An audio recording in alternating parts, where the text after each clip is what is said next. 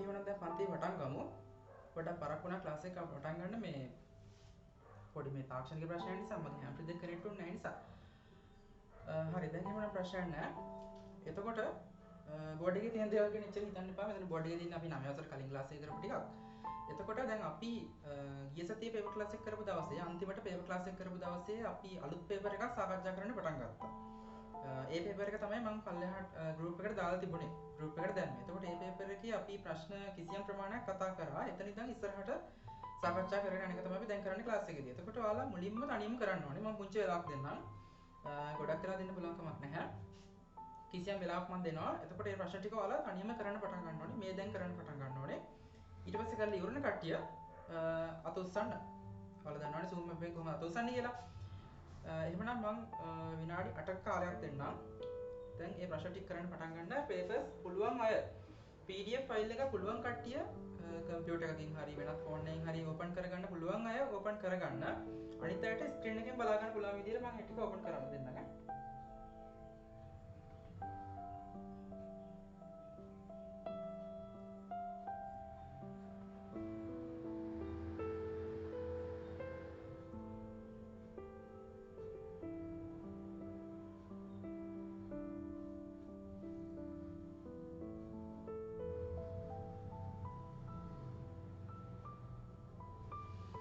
ගිය සතියේ ක්ලාස් එකේ හිටපු කෙනෙක් මට චුට්ටක් කියන්න අපි ගිය සතියේ අන්තිමට මේකේ පළවෙනි ප්‍රශ්න පහ නේද කළේ මේ පේපර් එකේ.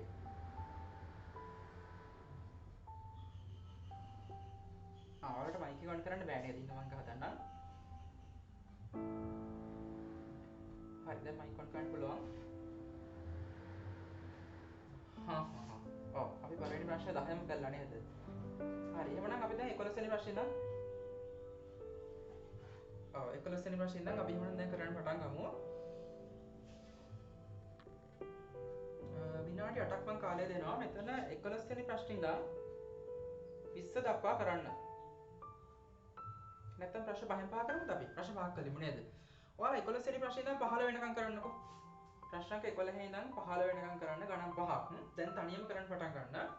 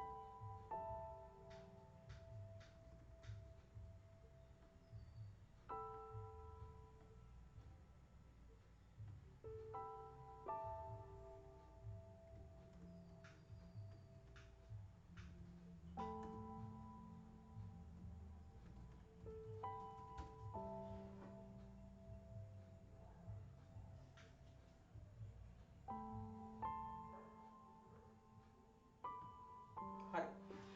අපි දැන් එහෙනම් බලමු මෙතන 11 වෙනි ප්‍රශ්නේ කොහොමද කරන්නේ කියලා. අපිට 11 වෙනි ප්‍රශ්නේ සාකච්ඡා කරන්න තියෙන. ඒක නම් ලේසි ප්‍රශ්නයක්. මොකක්ද එතන කියන්නේ?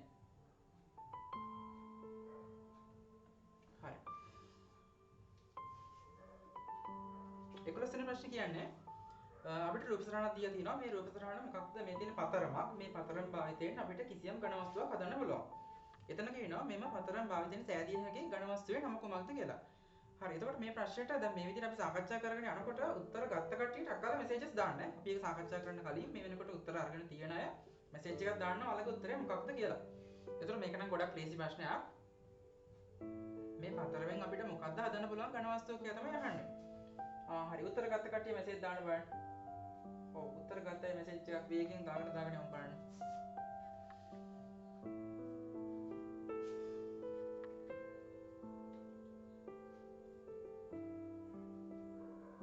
අපි 7 වසරේ තමයි ඉගෙන ගන්න නේද? 7 වසරේ තමයි අපි ඉගෙන ගන්න. ඔයාලට මතක ඇති ත්‍රිකෝණ ප්‍රිස්මය කියලා ඝන වස්තුවක් තියෙනවා. ත්‍රිකෝණ ප්‍රිස්මය කියලා ඝන වස්තුවක් තියෙනවා. මෙන්න මේ විදියට. එතකොට අපිට මෙන්න මේ වගේ ත්‍රිකෝණ ප්‍රිස්මයක් හදා ගන්න පුළුවන්. ත්‍රිකෝණ ප්‍රිස්මයක් හදා ගන්න පුළුවන් ඔන්න ඔය වගේ පත්තරමක් භාවිතා කරලා. එතකොට එහෙනම් පළවෙනි ප්‍රශ්නේ නෙමෙයි ප්‍රශ්න සංඛ්‍යා 11. 11 වෙනි ප්‍රශ්නෙට උත්තරය විදිහට ඔයාලා ලියන්න ඕනේ ත්‍රිකෝණ ප්‍රිස්මය කියලා. ත්‍රිකෝණ ප්‍රිස්මය. එතකොට මේ උත්තර ලියලා තියෙන කට්ටිය හරියට දාගන්න. නිවැරදි උත්තරය ලියලා තියෙන කට්ටිය හරියට දාගන්න. ඒක ලේසි ප්‍රශ්නයක්. අපි එහෙමනම් ඊළඟ ප්‍රශ්නට යමු නේද? එතකොට මේ මැසේජ් දාලා තියෙන හැමෝම හරිය. මැසේජ් දාලා තියෙන හැමෝම හරිය.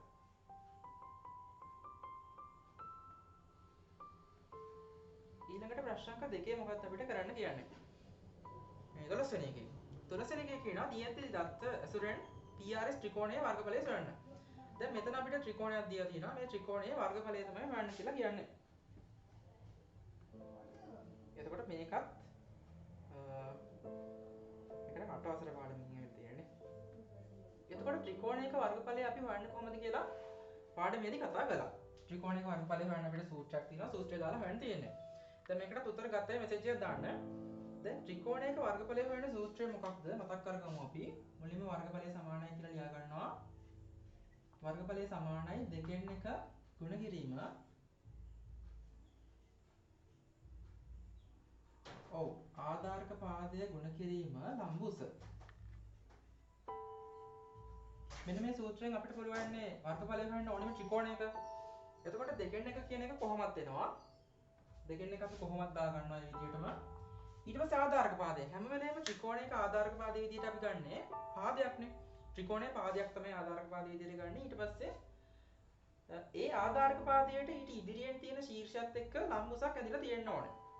දැන් මෙතනදී මේ 13 කියන එක ආධාරක පාදයේ විදිහට ගන්න පුළුවන්ද කියලා කෙනෙක් හිතුවොත් මෙන්න මේ 13 කියන මෙන්න මේ රේඛාව ආධාරක පාදයේ විදිහට ගන්න පුළුවන්ද කියලා කෙනෙක් හිතනවා නම් මොකද ඒක ත්‍රිකෝණ පාදයක්නේ. ඒකට හරියන ලම්බුසක් අනුරූප ලම්බුසක් නැහැ කියලා තේරුම් ගන්න ඕනේ. මොකද ඊට ඉදිරියෙන් තියෙන ශීර්ෂයේ සිට මෙන්න මේ වගේ ලම්බයක් ඇඳලා තියෙන්නේ නැහැ අපිට. අපි ඒක දිග දන්නේ නැහැ. ඒ නිසා 13 ආධාරක පාදයේ විදිහට ගන්න බෑ අපිට. එතකොට ඒක වැඩක්ම නැහැ. මෙතන මේ SR කියන රේඛාව 12 cm විදිහට දීලා තියෙන පාදය අපිට ආධාරක පාදයේ විදිහට ගන්න පුළුවන්. එතකොට ඒකට ලම්බුස විදිහට ඊට ඉදිරියෙන් තියෙන ශීර්ෂයේ සිට ඔය තියෙන විදිහටම අදින්න අපහසුයි ලම්බයක්. ඔය තියෙන විදිහට ඔන්නෝම අදින්න බෑනේ අපිට. ඒක නිසා තමයි කඩීරක් ඇඳලා ඒක ටිකක් දික් කරලා ලම්බුස හදාගෙන තියෙන්නේ. එතකොට ලම්බුස 5යිනේ. අපිට 5 කියලා දීලා තියෙනවා. එහෙනම් ඔන්න ඔය විදිහට අගයන්ට දාගෙන සුළු කරන් තියන්නේ. දෙකෙන් එක කොහොමද වෙනවා? ආධාරක පාදයේ 12යි ලම්බුස 5යි. ඊට පස්සේ එහෙනම් අගයන් ටික මේ විදිහට දාගත්තා මේක සුළු කරා. මොකද කරන්නේ 2ට 2 ඒවා 1යි 12ට 2 ඒවා 6යි කියලා අපි කපනවා. ඊට පස්සේ 6 5න් වැඩි කරොත් 6 වරක් 5 30යි. අපි ඒකක දාන්න ඕනි වර්ග සෙන්ටිමීටර කියලා. වර්ගඵලයෙන් අපි හිතුවේ වර්ග සෙන්ටිමීටර 30යි කියලා. උත්තර අරගෙන තියෙනවා නම් හරියට දාගන්න. සම්පූර්ණ නැති අය උත්තර වැරදි අය එහෙම ඉන්නවා නම් සම්පූර්ණ කරගන්න බෝඩ් එක බලාගෙන.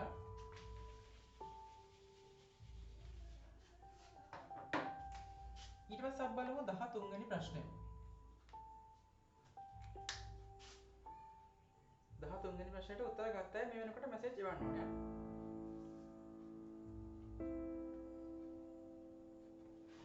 මොකක්ද එතන කියන්නේ? එතන අපිට කියනවා රූපේ x අගය සොයන්න කියලා. එතකොට රූප සටහනක් දීලා තියෙනවා. මේ රූප සටහනේ x කෝණයේ අගය අපි හොයන්න ඕනේ. එතකොට කොහොමද මේක හොයන්නේ? උත්තර ගත්තයි මැසේජ් දාන්න. හැමෝම බලමු කොහොමද මේකට උත්තරේ ගන්න කියලා. දැන් මෙතන අපි දකින්න ඕනේ චතුරස්‍රයක් තියෙනවා. චතුරස්‍රයක් කියන්නේ පාද හතරකින් යොත් බහුවස්‍රයකට. එතකොට මෙන්න මේ චතුරස්‍රයේ අභ්‍යන්තර කෝණ ටිකක් තියෙනවා. ඒ අභ්‍යන්තර කියන්නේ ඇතුලෙන් කෝණ ටිකක් තියෙනවා. කෝණ හතරක් කොහොමද තියෙනවා? තුනක් අපිට දීලා තියෙනවා අගයන් විදියට x අකුරක් විදියට අපේ ප්‍රශ්නේ තියෙන්නේ එතන. එතකොට මේ චතුරස්‍රයේ අභ්‍යන්තර කෝණයක් තමයි අපේ ප්‍රශ්නේ. මෙන්න මේ x කෝණයේ අගය හොයන එක. මේක අගය. එතකොට අපිට අනිවාර්යෙන් මතක තියෙන්න ඕනේ චතුරස්‍රයක අභ්‍යන්තර කෝණ වල එකතුව අභ්‍යන්තර කෝණ හතරක් තියෙනවා. මේ හතරේම එකතුව කීයද කියලා. චතුරස්‍රයක අභ්‍යන්තර කෝණ හතරේම එකතුව අංශය 360යිනේ. එහෙමනම් ඔතන ওই චතුරස්‍රය ඇතුළේ තියෙන කෝණ හතරෙම එකතුව අංශක 360ක් වෙන්න ඕනේ. හැබැයි එක කෝණයක් අපිට දීලා නැහැනේ. අපිට දීලා නැති කෝණය මුලින්ම අපි මෙන්න මේ කෝණය මුලින්ම හොයාගන්න ඕනේ. මම මේ ඊතලයෙන් පෙන්නලා තියෙන කෝණය හොයාගන්න කොහොමද? කියන්න බලන්න කවුරු හරි කෙනෙක් කැමති කෙනෙක්.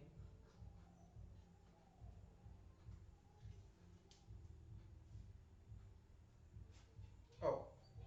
සෙනෙරු කිව්වා හරි. එතකොට ඒක වෙන්නේ මෙන්න මෙහෙමයි. අපි දන්නවා සරල රේඛාවක් මත පිහිටි කෝණවල එකතු අංශක 180යි නේ. දැන් මේ තියෙන්නේ සරල රේඛාවක්. මම නිල් පාටින් පෙන්නන්නම්. මේ තියෙන සරල රේඛාවක්. එතකොට මේ සරල රේඛාවත් එක්ක කෝණ දෙකක් හැදිලා තියෙනවා එකම ලක්ෂයකදී. කෝණ දෙකක් හැදිලා තියෙනවා. මෙන්න මේ අංශක 50 කෝණය සහ මම මේ ඊතලයෙන් දක්වපු කෝණය. එතකොට ওই කෝණ දෙකේ එකතුව අනිවාර්යෙන් අංශක 180යි නේ. අපි ඒව ඉගෙනගෙන තියෙනවනේ මීට කලින්. එතකොට මේ කෝණ දෙකේම එකතු අංශක 180යි. එහෙනම් අර අපිට අවශ්‍ය මම රතු පාටි ඊතලේ දාලා තියෙන කෝණය නේද? එතකොට මේකට උත්තර ලියනකොට එක පාරින්ම උත්තරය ලියන්න නැතුව පොඩ්ඩක් සමීකරණයක් විදියට ලියාගෙන සුළු කරලා යනවා නම් වඩාත් හොඳයි. එහෙම ලියන්න හේතුව මොකක්ද? ගොඩක් දේවල් මෙතන අපි ලියන්න ඕන. නැත්නම් කොපි කලාව වගේ නේ නිසා. දැන් අංශක 50ට එහා පැත්තේ තියෙන අපිට අවශ්‍ය කෝණයට මම දාගන්නවා අකුරක් y කියලා. එතකොට ඒ කෝණය y නම් y කෝණයට ඊට එහා පැත්තේ තියෙන 50 කෝණය එකතු කරොත් y ට 50ක් එකතු කරොත් අංශක 180ක් නේ. ඒකට හේතුව තමයි සරල රේඛාවක් මත පිහිටි කෝණ බද්ධ කෝණ කියලා ලියන්නත් පුළුවන්. අපි ඒකට කියන්නේ බද්ධ කෝණ කියලා. මෙතන කෝණ දෙකක් නිසා. කෙටි කරලා හේතුව එනවා. එතකොට ඔතන දැන් y කියලා මම කෝණයක් අලුතෙන් අරගෙන ඒක මුලින්ම හොයාගන්නවා. එතකොට මේකට උත්තරෙත් ඔයාලට හිතනවා ඇති. නමුත් එහෙම උත්තරේ විතරක් ලියන්න එපා 180න් 50ක් අඩු කරලා 130යි කියලා එකපාරටම. අපි උත්තරය ගොඩනැගෙන විදිය ගන්න ඕනේ. එතකොට මෙහෙම ලියලා y දාගෙන අපිට අවශ්‍ය කෝණය වෙනුවට අපි දැන් y වලගේ හොයනවා. කොහොමද හොයන්නේ? මෙන්න මේ දැන් මේක සමීකරණයක් නේ. සමීකරණය විසඳනවා මේ ධන 50 නැති කරලා. ධන 50 නැති කරන්නේ කොහොමද? සමාන ලකුණෙන් දෙපැත්තටම ඍණ 50ක් දානවා. එතකොට 180 තියෙන පැත්තට ඔව් ඍණ 50ක් දානවා. දෙපැත්තටම ඍණ 50ක් දැම්මම මේ ඍණ 50ට ධන 50 කැපිලා ගිහලා ඔන්න y විතරක් ඉතුරු වුණා. 180න් 50ක් අඩු වුණා 130යි. ඔන්න දැන් අපේ අවසාන ප්‍රශ්න අපි x නෙමෙයි හෙව්වේ මේ y කියලා අපිට අවශ්‍ය කෝණයක් දැන් අපි හොයාගත්තා. එතකොට ඒක හොයාගත්තට පස්සේ දැන් අපිට පුළුවන් අර චතුරස්‍රයක අභ්‍යන්තර කෝණ වල එකතු විදිහට x හොයන්න. මොකද දැන් අපි දන්නවා මේ චතුරස්‍රයේ අභ්‍යන්තර කෝණ 4න් කෝණ 3ක අගය අපි දන්නවානේ. අභ්‍යන්තර කෝණ 4න් කෝණ 3ක අගය අපි දන්නවා. මෙන්න මේ චතුරස්‍රයේ අභ්‍යන්තර කෝණ 4ක් තියෙනවා. හතරම එකතු අංශක 360යි. එකක් x කියලා දීලා තියෙනවා. අපි ඒක දන්නේ නැහැ. එතකොට x කෝණයට අර 60 කෝණයක් තියෙනවා. ඊට පස්සේ 70 කෝණයක් තියෙනවා. තව කෝණයක් අපි y කියලා දාගෙන හොයාගත්තා 130යි. ඔන්න කෝණ ඔක්කොගේම එකතු අංශක 360යි නේ. අපි කියලා ගන්නවා පුංචි සමීකරණයක් විදියට. x එකතු කිරීම 60 එකතු කිරීම 70 130. ඔය කෝණ හතරෙම එකතුව අංශක 360ක් වෙන්න ඕනේ. ඒකටත් හේතුව අපි ලියන්න ඕනේ පැහැදිලිව. ඒකට හේතුව තමයි චතුරස්‍රයක අභ්‍යන්තර කෝණවල එකතුව. කෙටි කරලා හේතුව ලියන්න ඕනේ. එතකොට උත්තර විතරක් ලියලා තියෙන අය උත්තරේ හරිනම් හරියක් දාගත්තට කමක් නැහැ. බෝඩ් එකේ මම හදලා තියෙන විදිහට සම්පූර්ණ කරගන්න ඕනේ. දැන් අපිට මේක විසඳන්නයි තියෙන්නේ සමීකරණයක් විදිහට. දැන් මෙතනදී අපි මෙතන සංඛ්‍යා ගොඩක් තියෙනවනේ x එක්ක. මේ සමීකරණය විසඳලා අපි x හොයන්න ඕනේ. එතකොට මේ සංඛ්‍යා ටික ඔක්කොම එකතු කරලා අපි තනි ඉලක්කමක් කරනවා. මුලින්ම මෙතන ධන 60 නැති කරනවා. ඊට පස්සේ ධන 70 නැති කරනවා. ඊට පස්සේ 130 එහෙම වෙන වෙනම නැති කරන්න යන එක චුට්ටක් අපහසුයිනේ. මෙතන අපි ඔක්කොම ටික එකතු කරනවා. එතකොට බිඳුවයි බිඳුවට බිඳුවක් එකක බිඳුවයි 3ට 7ක් එකතු කරොත් 10යි 10යි 6යි 16යි. ඊට පස්සේ එකක් ඉතිරි එකට එකක් එකතු කරා 2යි. x එකතු කිරීම 260 සමානයි 360. දැන් අපිට පුළුවන් මේ 260 නැති කරන්න නේද? දැන් උත්තර ගත්තයි මෙසේජ් එකක් දාලා ඇති කියලා මම හිතනවා. ධන 260 නැති කරන්න අපි ඍණ 260ක් දානවා දෙපැත්තටම. 360 තියෙන පැත්තටත් 260ක් දානවා. එතකොට මෙන්න මේ 260ට 260 කැපිලා යනවා x සමාන වෙනවා 360 260ක් අඩු කරලා 100ට. එhmenan x සමාන 100යි කියලා අවසාන උත්තරය එනවා. උත්තර හරි කට්ටිය හරියට දාගන්න. සම්පූර්ණ නැති අය බෝඩ් එක බලාගෙන සම්පූර්ණ කරගන්න. 13 වෙනි ප්‍රශ්නෙට අංශක 100ක් කියලා උත්තරය එනවා. ගොඩක් අය මෙසේජ් දාලා තියෙනවා. මෙසේජ් දාපු හැමෝම හරියයි.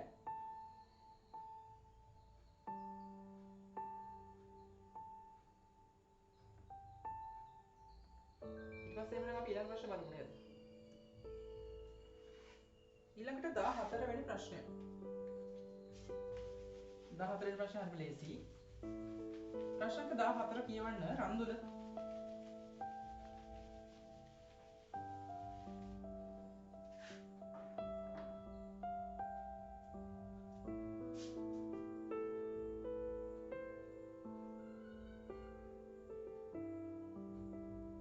ඔව්. එතකොට අපි කාලේ පාඩමේදී ඉගෙන ගත්තා අපිට ග්‍රීනිච් නගරයේ වේලාව දීලා. අපිට ග්‍රීනිච් නගරයේ වේලාව දීලා ඊට පස්සේ වෙනත් රටක වේලාව හොයන්න කියලා කිව්වොත් ඒ වෙනත් රටට අදාළ කාල කලාපය දීලා අපි ඒ කාල කලාපේ හැමෝම දානවා. එතකොට දැන් මෙතන ඒකනේ වෙලා තියෙන්නේ අපිට ග්‍රීනිච් නගරයේ වේලාව 13:30යි කියලා කියනවා. ශ්‍රී ලංකාවේ වේලාව හොයනවලු ශ්‍රී ලංකාවේ කාල කලාපය 5යි 2න් 1යි 5යි 2න් 1 කියලා කියන්නේ පැය 5කුයි තව භාගයක්. ඒ කියන්නේ පැය 5මාරක්නේ. මොකද කරන්නේ අපි? ඔය ග්‍රීනිච් නගරයේ වේලාවට කාල කලාපය දාලා බලනවා. ග්‍රීනිච් නගරයේ වේලාව 13:30යිනේ. එතකොට එහෙනම් ධන 5යි 2න් 1 කියලා කියන්නේ ධන 5කුයි මිනිත්තු 30ක්. පැය 5කුයි මිනිත්තු 30ක් එකතු වෙන්න ඕනි කියන එක.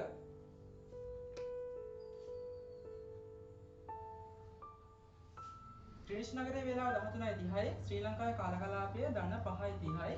අපි 5:30ක් එකතු කරනවා. එතකොට මෙතන 30ට 30ක් එකතු කරොත් 60යි. අපිට මෙතනින් 60ක් තියන්න බෑනේ. මිනිත්තු දීර්ඝව 60ක් තියන්න. අපි දන්නවා මිනිත්තු 60ක් කියන්නේ පැය එකක්නේ. එහෙනම් මේ එක මේ පැත්තට ගෙනියන්න ඕනේ.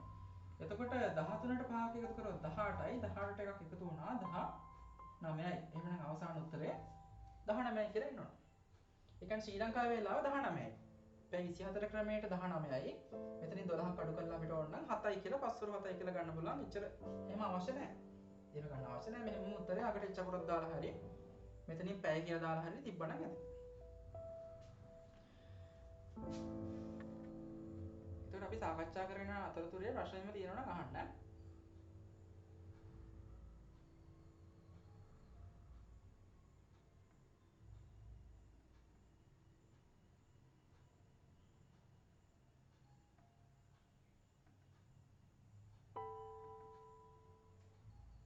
ඊළඟට ප්‍රශ්න අංක 15. 15 වෙනි ප්‍රශ්නේ මම කියවන්නම්. එතන මොකද කියන්නේ? රූපේ අඳුරු කළ ත්‍රිකෝණ ගණන හා අඳුරු නොකළ ත්‍රිකෝණ ගණන අතර අනුපාතය ලියා ඒ සරලම ආකාරයෙන් දක්වන්න කියලා එකක් ලේසි ප්‍රශ්නයක්. ආයෙත් ළමයට නම් මේක ගන්න පුළුවන්.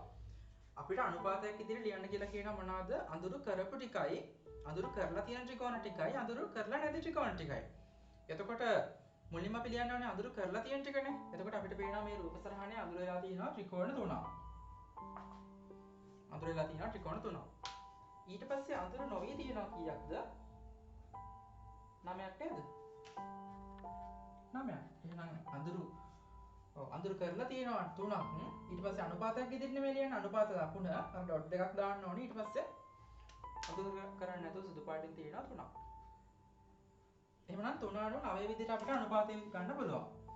3 අණු 9 විදිහට මේක 3ට 9 අනුපාතය කියලා කියනවා. හැබැයි මෙතනින් නවත්තන්න එපා. මේක කවුරුහරි නවත්තලා දිනනවා නම් දැන් අපි කතා කරන කෙටි ප්‍රශ්න එකකට අපි මේ කතා කරන්නේ කෙටි ප්‍රශ්න 20ක් කොහොම තියෙනවනේ. මෙතනින් එක ප්‍රශ්නයකට ලකුණු දෙකක් තමයි ලැබෙන්නේ. එතකොට කවුරු කෙනෙක් මේ වගේ 3 අණු 9 කියලා විතරක් නවත්තලා තියෙනවා නම් එයාට එක ලකුණක් වගේ තමයි ලැබෙන්නේ. නමුත් ලකුණු දෙකක් ලැබෙන ප්‍රශ්නයක් නෙමෙයි මේක. එතකොට අනිවාර්යෙන් මේක සරල කරන්න ඕනේ. අපිට සරලම ආකාරයෙන් දක්වන්න කියලා කියනවානේ. සරල කරන්න කොහොමද? මේ සංඛ්‍යා දෙකම අපිට එකම සංඛ්‍යාවකින් බෙදන්න පුළුවන් නම් බෙදන්න ඕනේ අපි. අපි දන්නවා මේ සංඛ්‍යා දෙකම 3ෙන් බෙදන්න පුළුවන්. එහෙනම් අපි 3ෙන් බෙදන්න ඕනේ. 3 3ෙන් බෙදුවා 1යි. හිතින්ම ගමු. 3 3ෙන් බෙදුවා 1යි 9 3ෙන් බෙදුවා 3යි. ඔව් ඒතකොට අවසාන උත්තරේ 1:3 කියලා තියෙන්න ඕනේ. 1:3 අනුපාතය කියලා කියන්නත් පුළුවන්. මේකක් තියෙනවා නම් තමයි තව ලකුණක් ඇවිල්ලා මුල් ලකුණු දෙකක් හැදෙන්නේ. ඒතකොට එහෙනම් ඔයාලා තනියම කරපු ප්‍රශ්න පහම අපි සාකච්ඡා කරලා ඉවරයි. ප්‍රශ්න තියෙනවා නම් පැහැදිලි නැති දැනක් තියෙනවා නම් ප්‍රශ්න අහන්න. මෙතන අපි සාකච්ඡා කරපු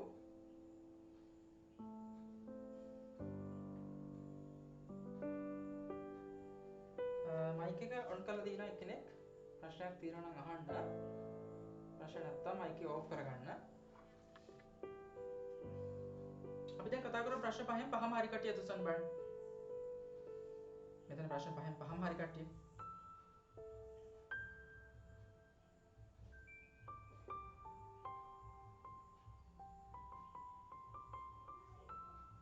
හරි. හරි කීප දෙනෙක් ඉන්නවා එකිනෙක එකක් වැරදි කියලා මෙහෙජ්ජක් දාලා තියෙනවා. එහෙමනම් ඔයාලා වැරදි ප්‍රශ්න බොඩ් එකේ දින විදියට නිවැරදි කරගන්න ප්‍රශ්න තියෙනවා නම් අහන්න. අපි ඊතුරු ප්‍රශ්න ටිකට යමු නේද?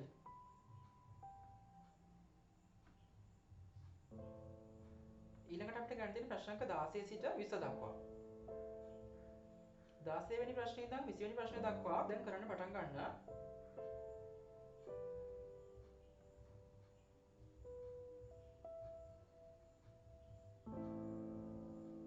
කාලේ විනාඩි 8ක් දෙන්න කලින් වගේම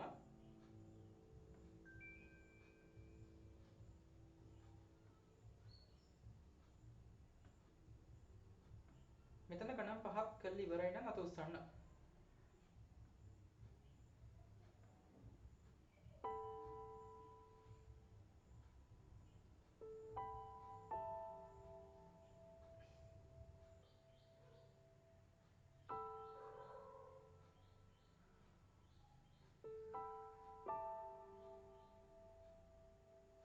හරි. දැන් කාලය නම් ඇති. අපි දැන් මේ ටික සාකච්ඡා කරන්න පටන් ගමු. එතකොට අපිට ඊළඟට කතා කරන්න තියෙන්නේ 16 වෙනි ප්‍රශ්නේ. 16 වෙනි ප්‍රශ්නේ සෙනරු කියවන්න. සෙනරු.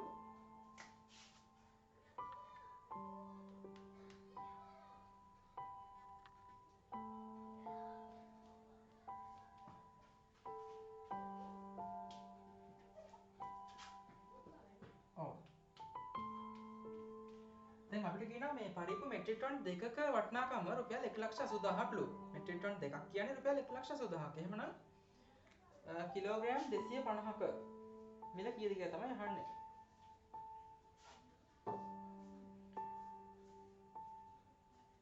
කිලෝග්‍රෑම් 250ක මිල. උත්තර ගත්තා මෙසේජ් එකක් දාන්න.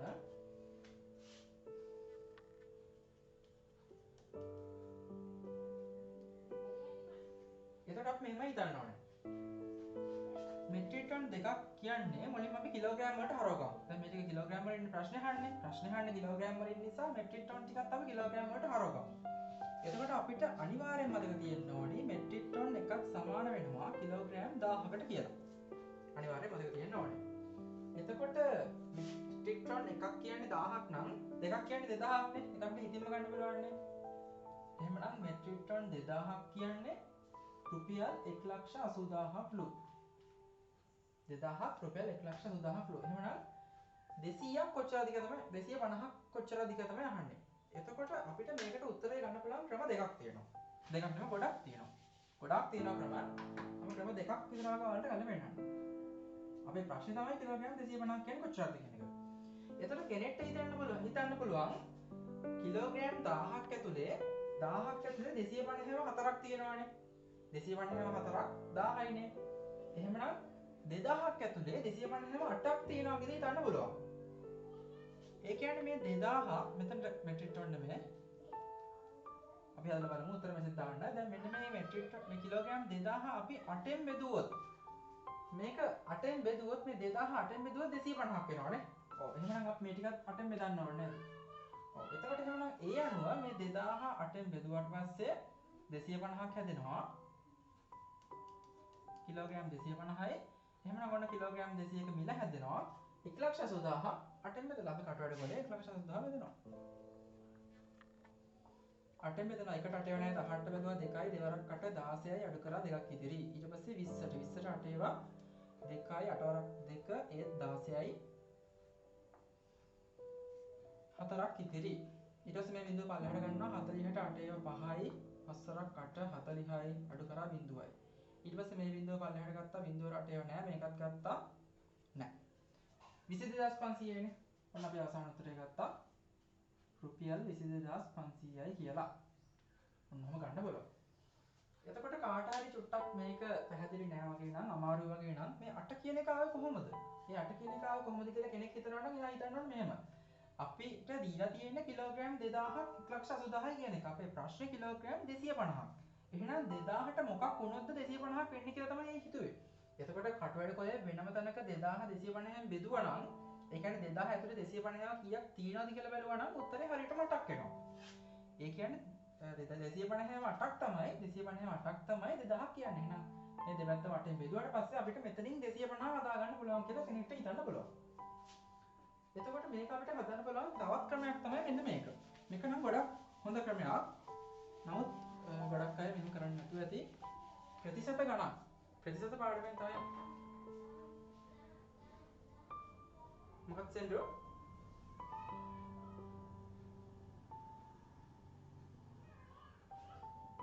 ඔව් එතකොට අපි අනිත් ක්‍රමයක් හදලා බලමු. මොකද මේ ක්‍රමය සමහර විට තේරෙන්නේ නැති දන්නේ නැහැ. ඒක නිසා එතකොට ওই ප්‍රතිශත පාඩමෙන් එන ප්‍රශ්න ඊට පස්සේ මෙන්න මේ වගේ ප්‍රශ්න අපිට මේක ස්කන්ධ පාඩමෙන් ඇවිල්ලා තියෙන්නේ. නමුත් චුට්ටක් පැටලුම් සහගත දේවල් අපිට මෙහෙම ලියා ගන්න පුළුවන්.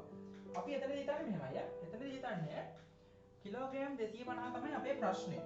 කිලෝග්‍රෑම් 250 තමයි අපේ ප්‍රශ්නේ. එතකොට කිලෝග්‍රෑම් වලින්ම අපිට කිසියම් තොරතුරක් දීලා තියෙනවානේ. කිලෝග්‍රෑම් වලින්ම 2000ක් කියන්නේ රුපියල් 1,80,000ක් කියලා තොරතුර දීලා තියෙනවනේ. මේක කිලෝග්‍රෑම් විදියට දීලා නැහැ, මෙට්‍රික් ටන් විදියට දීලා තියෙන්නේ. ඔව් කියන්නේ දුමිදු.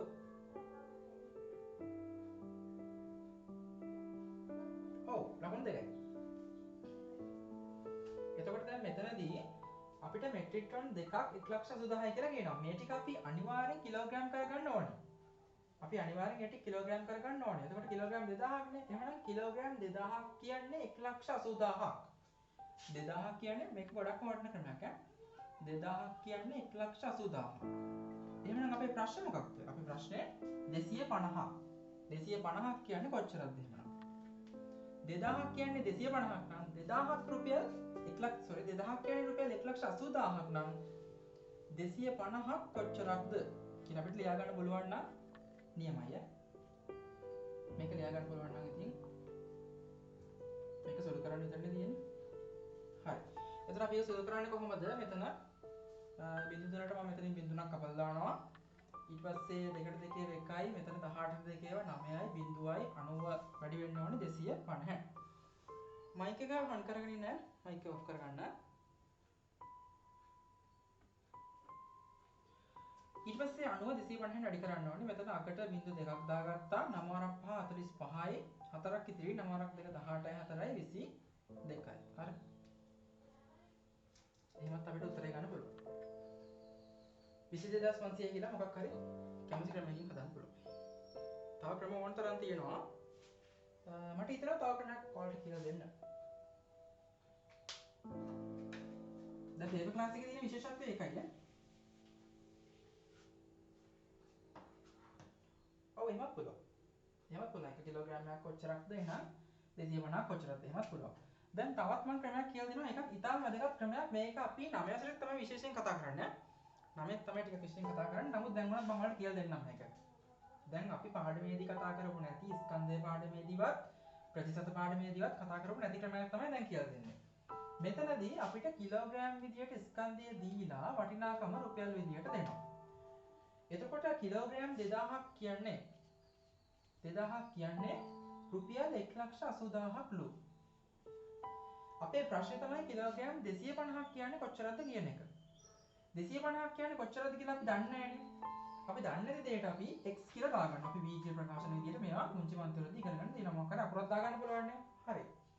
මෙතන හිතන්නෙම නැතුව, වැඩි ගැඹුරෙන් හිතන්නෙම නැතුව, මහන්සි වෙන්නේ නැතුව මේ දීලා තියෙන සංඛ්‍යා ටික විතරක් පොඩ්ඩක් එහා මෙහා දාලා x අකුරක් දාගෙන සමීකරණයක් හදාගෙන ඒක විසඳලා මේ උත්තරේ ගන්න ක්‍රමයක්. හරිද? කරන්න තියෙන්නේ මෙච්චරයි.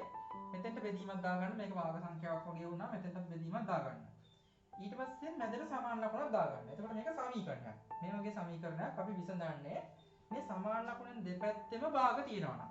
මෙන්න මෙහෙමයි. මේවා කලින් මම කියලා දීලම නෑ. එතකොට මේ පේපර් ක්ලාස් එකේ තියෙන විශේෂත්වය මේකයි. තියරි පාඩමේ කතා නොකරන දේවල් අපි පේපර් ක්ලාස් එකේ කතා කරනවා. සමහර විට 9 වසර දෙයක් වෙන්න පුළුවන්, 10 දෙයක් වෙන්නත් පුළුවන්. අපි ගැඹුරටම යනවා.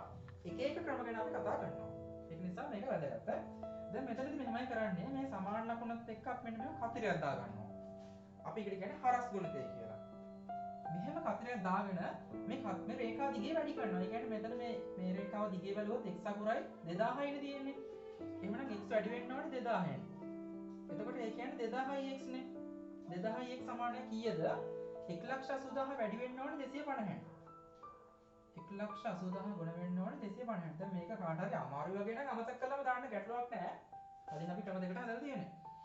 මේ රේඛාව දිගේ බැලුවොත් x වැඩි වෙන්න ඕනේ 2000න්. 2000 x. මේ රේඛාව දිගේ බැලුවොත් 250 වැඩි වෙන්න ඕනේ 1,80,000න්. 250 1,80,000න් වැඩි කරන්න මහන්සි වෙන්න එපා. අපි ඒක ලියනවා විතරයි.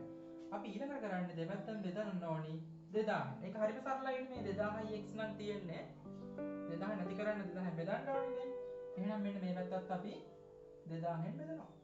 එතකොට ඔන්න 2000ට 2000 කැපිලා ගියා x කියලා අපි මේ ගන්න අපේ ප්‍රශ්න අපි දැන් හොයනවා කොහොමද හොයන්නේ? මෙතන අර විදියමනේ. බින්දුනට බින්දුන කැපුවා. දෙකට දෙකේ එකයි මෙතන 90යි. 90 වැඩි කරනවා 250න්. අතනත් ඒකම නේද කරේ? 90 250න් වැඩි කරාට පස්සේ රුපියල් 22500යි. ඔන්න ඔය විදිහට අපිට මේ ගාන ක්‍රම ඕන තරම් තව ක්‍රම තියෙනවා මේ ගාන හදන්න. මම තවත් කතා කරන්නේ නැහැ. ඔයාලගේ උත්තරේ හරිනම් 22500 නම් හරියට දාගන්න. ඔයාලා හදපු නැති ක්‍රමයක් හරි ගාන වැරදි නම් හරි අවශ්‍ය දේවල් ලියා ගන්න. මේ ක්‍රම තුනම ලියන්න අවශ්‍ය නැහැ. එක ක්‍රමයක් ලියාගත්තම ඇති. ප්‍රශ්න තියෙනවා නම් අහන්න.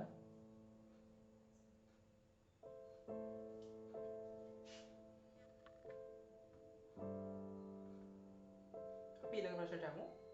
ප්‍රශ්න 17. 17 වෙනි ප්‍රශ්නේ කියනවා රුපියල් 1800න් 120ක් රුපියල් කීයද? මේක නම් ප්‍රශ්න දෙපාර්තමේන්තෙන් ඇවිල්ලා තියෙන්නේ. මේක හරිම ලේසියි.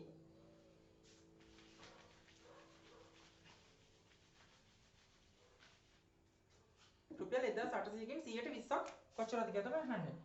එතකොට ඔයාලට මතකද ප්‍රශ්න දෙපාර්තමේන්තෙන් අපි ඉගෙන ගන්නවා අපිට මුළු ප්‍රමාණයක් දීලා එතනින් යම් ප්‍රශ්නයක් අහනවා නම් ඒක අහන්නේ කොහොමද කියලා. දැන් මෙතන 1800ක් තියෙනවා ඔක්කොම මේ 1800න් මේ 1800න් ගුණ කිරීමක් එක මම දා ගන්නවා ප්‍රතිශතය. ප්‍රතිශතය කියද 100ට 20යි. නිකම් 20යි නෙමෙයි 100ට 20යි. භාග සංඛ්‍යාවක් විදියට 100න් 20.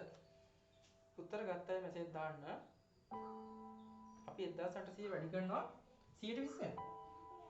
1800 ගුණ කිරීම 100ට 20. මෙතන මේ බිඳුවට මේ බිඳුව කැපුවා මේකට මේ බිඳුව කැපුවා 182කින් වැඩි කරන්න තියෙන්නේ 182කින් වැඩි කරොත් 360යි. ඒකක අනිවාර්යයෙන්ම දාන්න ඕනේ රුපියල් කියලා. රුපියල් 360යි කියලා අපිට අවසාන උත්තරේ ගන්න පුළුවන්. බලමු කී දෙනෙක් මැසේජ් දාලාද කියලා. හොඳයි ගොඩක් අය මැසේජ් දාලා තියෙනවා හැමෝම හරි.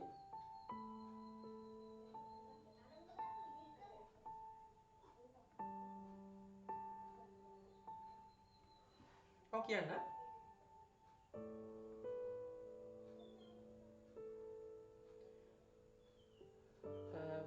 ප්‍රශ්නයක් නෑ කියන්න බලන්න දුන්නු අපිට දැනගන්න මොකක්ද ඔයා කොහොමද කළේ?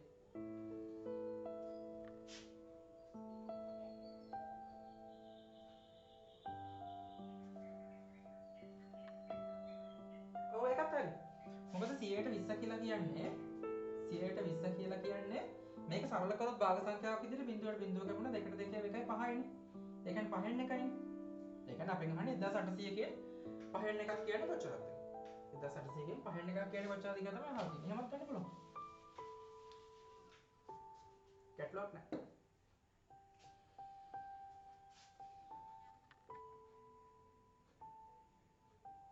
ඊට පස්සේ 18 වෙනි ප්‍රශ්නේ කියවන්න දුමිදු.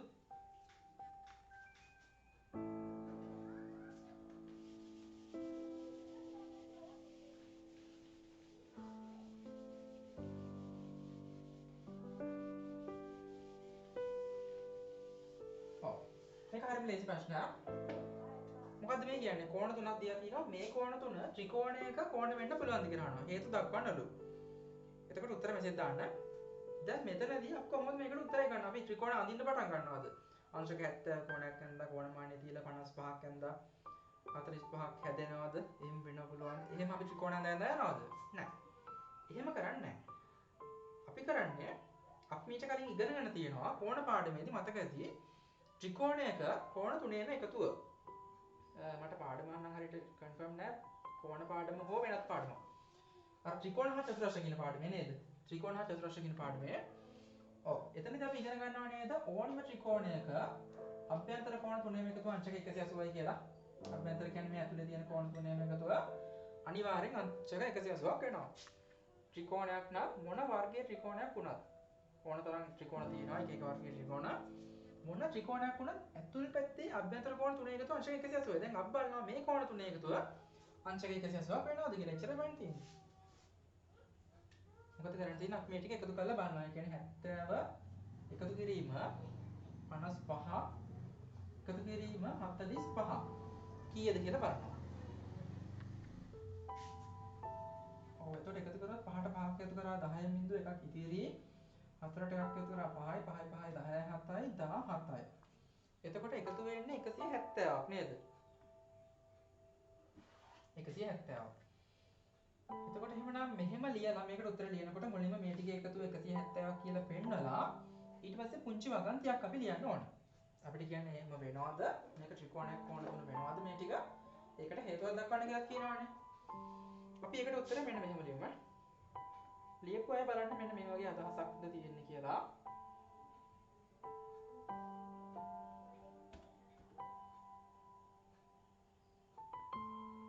මම ලියපු විදියටම ලියන්න ඕනේ කියලා එකක් නැහැ. අදහස තියෙනවා නම් ගැටලුවක් නැහැ.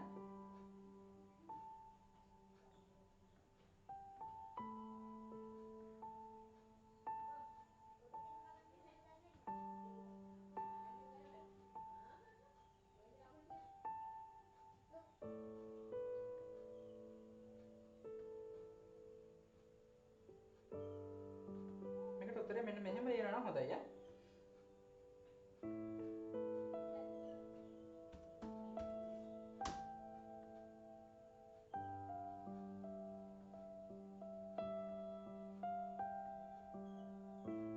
ත්‍රිකෝණයක උත්තර ලියපු නැති අය මේ විදිහට ලියමු මගෙත් එක්ක. ත්‍රිකෝණයක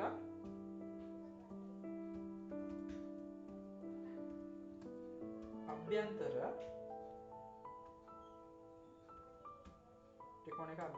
කෝණ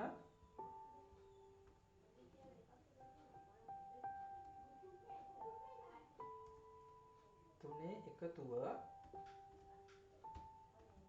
අභ්‍යන්තර කෝණ තුනේ එකතුව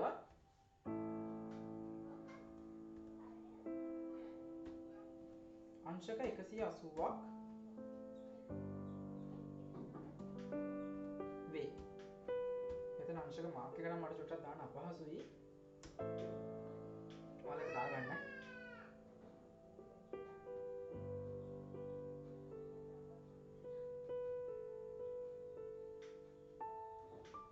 ත්‍රිකෝණයක අභ්‍යන්තර කෝණ තුනේ එකතුව නෑ බාහිර කෝණ ගැන මෙතන ලියන්න අවශ්‍ය නැහැ. අපිට විශේෂයෙන් අභ්‍යන්තරද බාහිරද කියලා ගන්න කියන්නේ නැත්නම් අභ්‍යන්තර කියලා තමයි එතන අදහස් කරන්නේ. ත්‍රිකෝණයක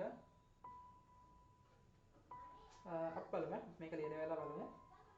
ඊට පස්සේ මම කියන්නම්. ත්‍රිකෝණයක අභ්‍යන්තර කෝණ තුනේ එකතුව අංශක 180ක් වේ.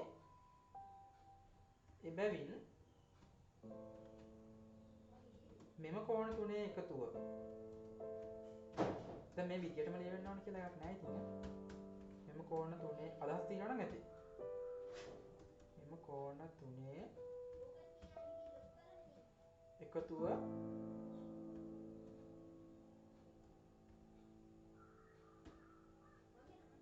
එකසිය 80ක් නොවන බැවින්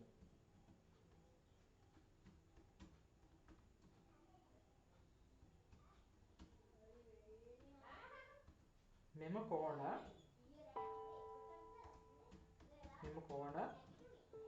ත්‍රිකෝණයක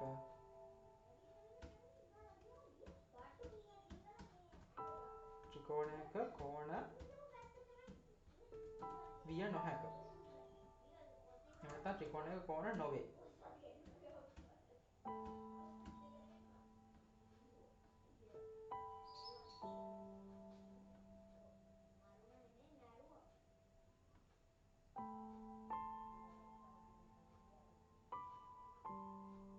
උත්තර ලියපු නැති අය ඔය විදිහට ලියා ගන්න අවශ්‍යයත් ලියාගත්තට කමක් නැහැ.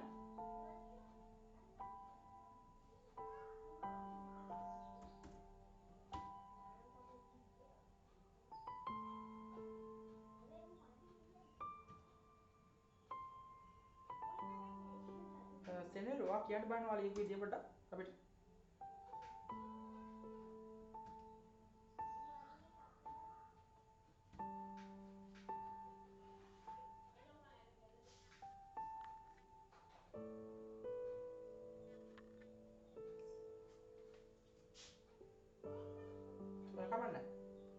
එතන අදහස ගැටලුවක් නැහැ. එතන අදහස ගැටලුවක් නැහැ. ඒකට හරියට දාගන්න. එතකොට ඔයාලා තේරුම් ගන්න ඕනේ විශේෂයෙන් අපිට අභ්‍යන්තරද බාහිරද කියලා කියන්නේ නැත්නම් ඒ අභ්‍යන්තර කෝණ ගැන තමයි කියන්නේ. එතන. බාහිර කෝණය දෙන්නේ ත්‍රිකෝණයක පාදයක් දික් කරලා. එතකොටනේ අපිට නිකම් ත්‍රිකෝණයක් ගැන ගියොත් අපි ත්‍රිකෝණය දිහා බැලුවා. ත්‍රිකෝණයක් ඇඳලා ඒ ත්‍රිකෝණයේ අභ්‍යන්තර කෝණ තමයි අපිට මූලික වශයෙන් පෙනෙන්නේ. එතකොට එහෙමනම් මේ විදියට වෙනත් උත්තර ලියපුවා ඉන්නවා නම් කියන්න.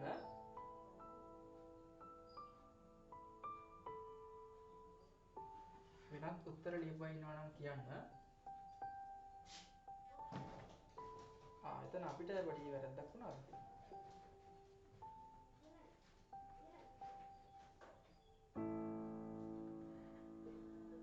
නොවේ. හරි හරි. ඔයාලා මෙසේජ් දාලා තියෙනනේ. මෙසේජ් දාලා තියෙනවා සමහරව මේ ත්‍රිකෝණයක් කොන වෙන්නේ නැහැ කියලා. එයාලා හරි. අපි වෙන ඊළඟ ප්‍රශ්නයට යමු නේද? ප්‍රශ්න තියෙනවා නම් අහන්න. ඊට පස්සේ 19 වෙනි ප්‍රශ්නේ. 19 වෙනි ප්‍රශ්නේ හරිම ලේසි. නමුත් දීලා තියෙන විදිහට කෙනෙක්ට පොඩ්ඩක් ඒක අපහැදිලි වෙන්න පුළුවන්.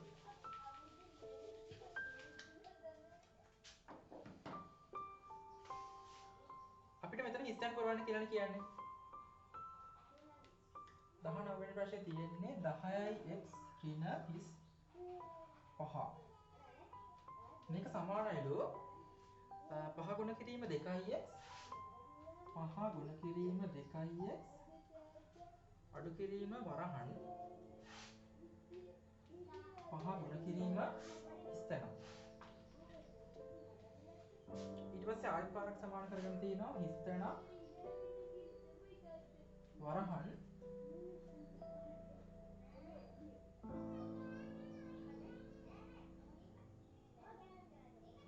2x ඍණ 7.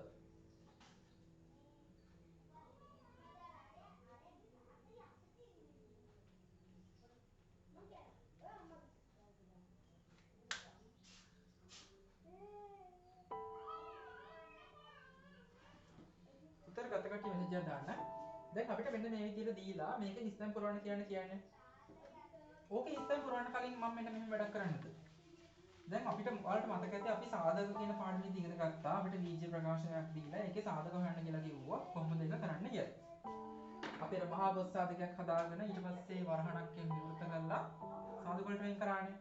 අපේ ප්‍රශ්නේ 10x ඍණ 35. අපිට මේක සාධක වලට වෙන් කරන්න කියලා කිව්වොත් සාධක වලට වෙන් කරන්න කියලා කිව්වොත් අපි මෙන්න මෙහෙම වැඩක් කරන්නේ. මුලින්ම මහා බොස් සාධකය හොයාගන්න ඕනේ.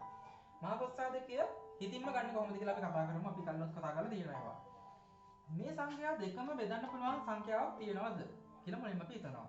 තියනවා නේද? මේක පහෙන් බෙදන්න පුළුවන්, මේක පහෙන් බෙදෙනවා. එහෙමනම් බීජයේ පද විදියට මෙතන x විතරයි තියෙන්නේ, මෙතන මොකුත් නැහැ. එහෙමනම් ඔන්න මහා බොස් සාධකය 5. කොහොමද ගත්තේ? මේ සංඛ්‍යා දෙකම පහෙන් බෙදෙනවා. ඊට පස්සේ මහා බොස් සාධකය අරගෙන වරහණක් විවෘත කළා. වරහණ ඇතුළට මොනවද එන්නේ? ඔය තියෙන පද 10x පහෙන් බෙදෙන්න ඕනේ. 35 මොකද්ද වෙන්න ඕනේ? පහෙන් බෙදෙන්න ඕනේ. එතකොට 10x පහෙන් බෙදුවොත් 5ට 5 1යි, මෙතන 2යි 2යි. ඊට පස්සේ 35 පහෙන් බෙදුවොත් 35ට 5 5ට 5 1යි 7යිනේ. ඔන්න දැන් අපි සාධක දෙකක ගුණිතයක් ලෙස මෙන්න මේ බීජීය ප්‍රකාශනය වෙනස් කරා. මේක වෙනස් කරා සාධක දෙකක ගුණිතයක් ලෙස. එතකොට ඒක තමයි මෙතන මේ වෙලා තියෙන්නේ. ඒක තමයි මෙතන වෙලා තියෙන්නේ. හැබැයි ටිකක් අපහැදිලි වෙන්න පුළුවන් කෙනෙක්ට. මෙන්න මේක දකින්න. මේ පහ ගුණ කිරීම කියලා මේ ටික තියෙනවා. මේ අඩු කිරීමත් එක්ක ওই පද දෙක වෙන් කරලා තියෙනවා. 10x හදලා පහ ගුණ කිරීම 2x විදියට. මොකද 5 2x එකෙන් වැඩි කරොත් 10x හදනවානේ. ඊට පස්සේ මේ අඩු කිරීමත් එක්ක දකුණු පැත්තේ තියෙන 35 තමයි හදලා තියෙන්නේ. මේ 35 තමයි මෙතනින් හදලා තියෙන්නේ. පහ ගුණ කිරීම එහෙනම් අපි දන්නවා 5 7ෙන් ගුණ කරන්නේ 35 එන්නේ. 7ක්. 5 7ෙන් වැඩි කරා 5 7 35යි. 5 2යි x ගෙන් වැඩි කරා 10යි x. 5 කියන්නේ මොකද්ද? මෙතනක් තියෙනවා මෙතනක් තියෙනවා. 5 කියන්නේ මහා බොස් සාධකය. එහෙම නැත්නම් මේ දෙකම බෙදන්න පුළුවන් පොදු සාධකය. අපි ඒක හිතින්ම ගත්තනේ මෙතෙන්දී. මෙතනත් ඒක තමයි මේ වෙලා තියෙන්නේ. මේ 5 බොස් සාධකයක් විදිහට අරගෙන මේකත් 5 ගුණිතයක් මේකත් 5 ගුණිතයක් විදිහට ලියලා මැද අඩු කිරීමක් තියාගන්න. එතකොට එහෙමනම් මෙන්න මේ අඩු කිරීමට දෙපැත්තේ මෙතනත් 5 තියෙනවා මෙතනත් 5 තියෙනවා. පොදුයිනේ. ඒ 5 ඉලක්කම එළියට අරගෙන ඊට පස්සේ මෙන්න මෙතනින් ඉතුරු වෙන 2x මෙතෙන්ට මෙතනින් ඉතුරු වෙන 7 මෙතෙන්ට. මේ දින අඩු කිරීම. මෙන්න මේ අඩු කිරීම මෙතෙන්ට. එහෙනම් පළමු ස්ථානට එන්න ඕනේ 7 ඉලක්කම. ඊළඟ ස්ථානට එන්න ඕනේ 5 ඉලක්කම. මෙතන 7ක් එන්නේ 5 7ෙන් වැඩි කරොත් තමයි 35ක් ඇදෙන්නේ. ඒක නිසා. මෙතන 5ක් එන්නේ. මෙතනත් 5 තියෙනවා. මෙතනත් 5 තියෙනවා. මේ දෙකේම 5ක් පොදුයි. මහා ප්‍රස්ථාරකයේ 5. මෙන්න මෙතෙන්ට තමයි අවසානය වෙන්න තියෙන්නේ.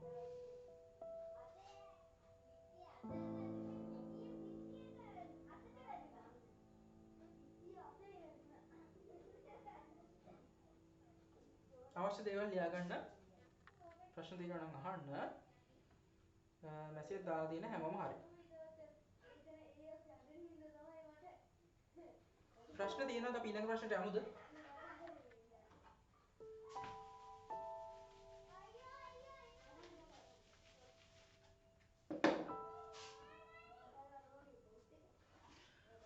ඔය කාමරේ ගෑ ගහන අය දන්නේ නැද්ද පන්තියක් කියලා මෙතන? දුනුජිත ඔය කාමරේ ඉන්න කාටවත් ගෑ ගහන්න එපා කියන්න.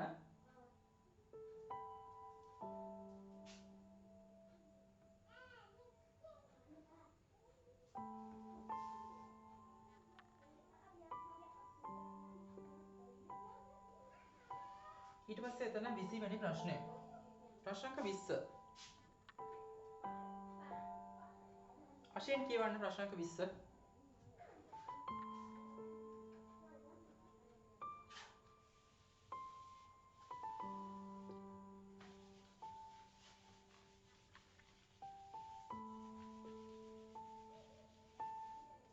ඔව්. මොකද මේ කියන්නේ ගොඩක් අය මේක වැරදිලා ඇති. උත්තර ගත්තා මෙසේජ් දාන්න. එතන කියනවා පැත්තක දිග සෙන්ටිමීටර් 6ක් වන ඝනකයක් සෑදීමට අවශ්‍ය පතරම ඇඳ ගැනීමට අවශ්‍ය කාඩ්බෝඩ් කැබල්ලක අවම වර්ගඵලය සොයන්නලු. මේ ඇලොන් මාසි ගැන හිතන්න එපාලු. දැන් අපිට ඝනකයක් හදාගන්න ඕනේ. මේ ඝනකයේ පැත්තක දිග 6යි කියලා කියනවා.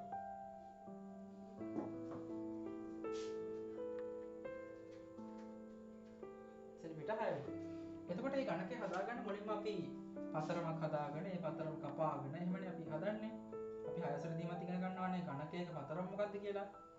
එතකොට අපිට මෙන්න මේ වගේ පතරමකින්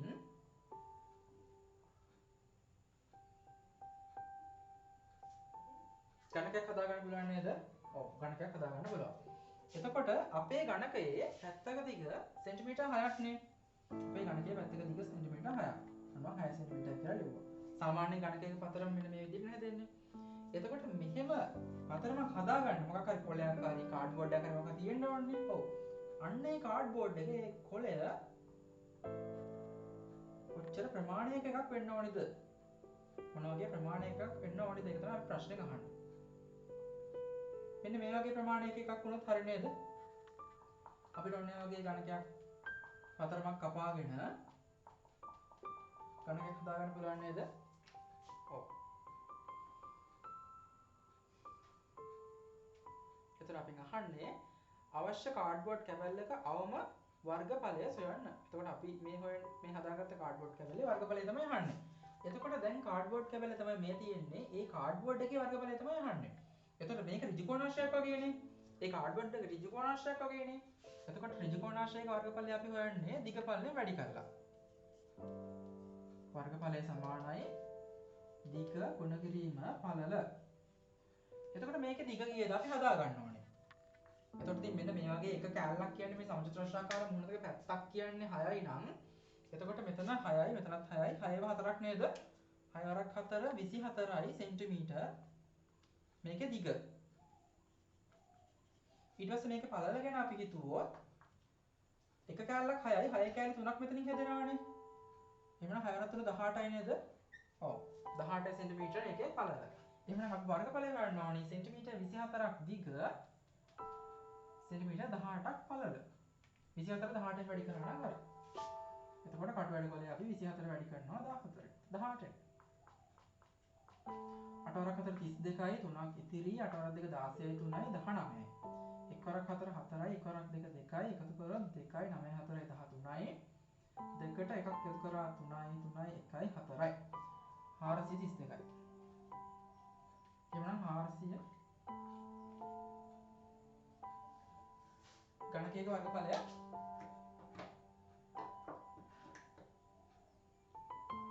අපි මෙතන ගණකයක වර්ගඵලය හදාගෙන හරියන්නේ නැහැ සෙන්සු. ගණකයක වර්ගඵලය අපි හැදුවට ඒ ගණකයට අදාළ ඒ පතරම අපි කපා ගන්නේ කොහොමද? ඒ පතරම කපා ගන්න නම් මොකක් හරි බෝඩ් එකක් හරි පේපර් එකක් හරි තියෙන්න ඕනේ කොලයක් හරි. අන්නේ කොලේ සයිස් එක තමයි අපෙන් අහන්නේ.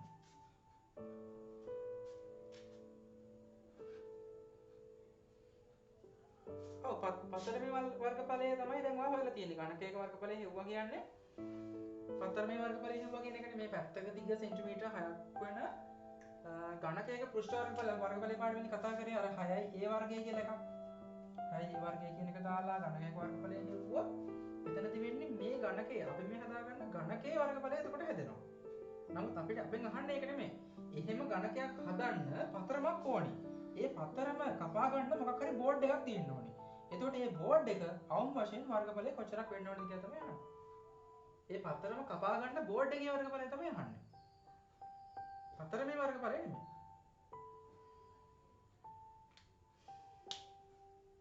ප්‍රශ්න තියෙනවා අහන්නේ විදිහට 432යි නම් උත්තරේ වර්ග සෙන්ටිමීටර් 430ක් කියලා අරගෙන තියෙනවා නම්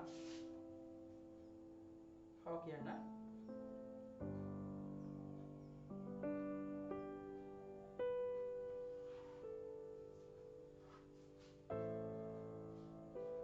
පතරමේ සයිස් එකට තියෙන කාඩ්බෝඩ් එකක්.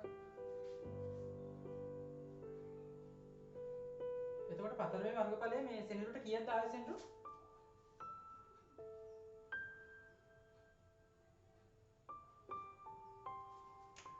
වර්ග සෙන්ටිමීටර් 216ක් හැට වෙන්න තියෙනවා.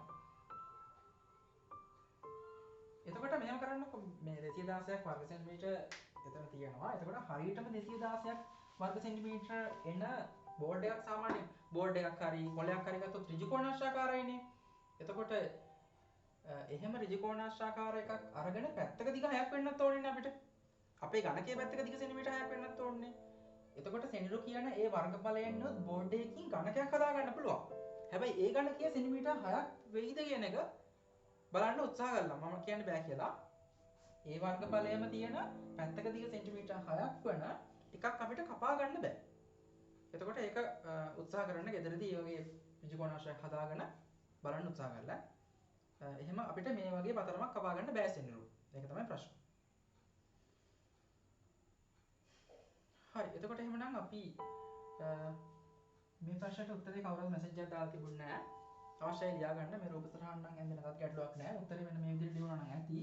අවශ්‍ය නම් සටහනක් දාගන්න. එතන ප්‍රශ්න පහෙන් පහම හරිය ඉන්න විදියක් නැහැ. දැන් අන්තිම ගාන හැමෝගෙම වැරදිලා තියෙනවා. මැසේජ් දාලා තිබුණේ නැහැනේ. පහෙන් හතරක් හරියයි අත උස්සන්න බලන්න.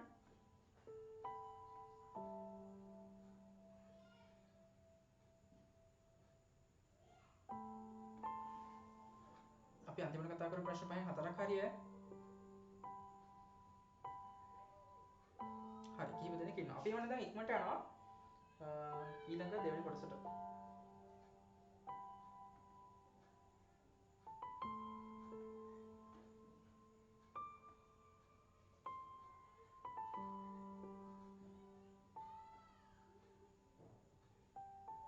දෙවෙනි කොටස කියන්නේ උඩ අපිට උපදේශයක් දීලා තියෙනවා පේපර් එක කරනකොට මේකේ ප්‍රශ්න පහකට වුණා අපි ඉදිරියට සමයන්න කියලා. දැන් මෙතන අපි ඔක්කොම ප්‍රශ්න ටික සාකච්ඡා කරනවා. පළවෙනි ප්‍රශ්නේ මම දැන් තනියම කරමු නේද? ප්‍රශ්න අංක 1 කරන්න පටන් ගන්න. විනාඩි 6ක් දෙන්නම් කාලය.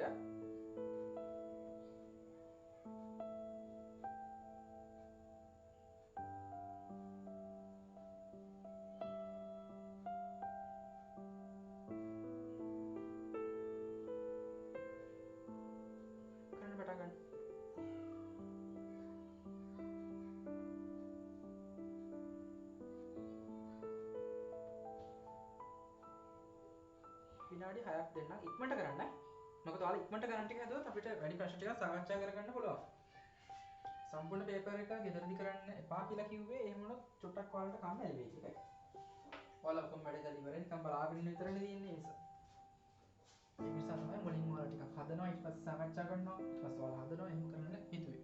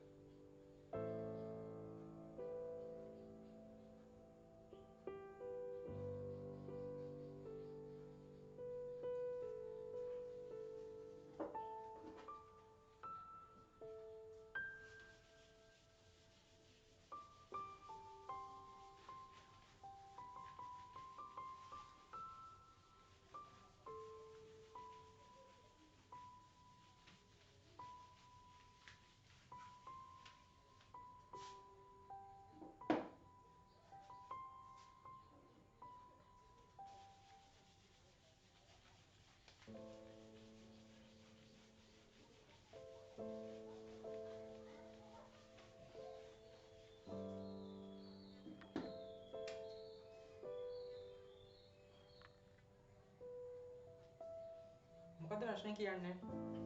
එතන පළවෙනි ප්‍රශ්නේ කියන්නේ රෝම ඉලක්කම් ප්‍රශ්න 1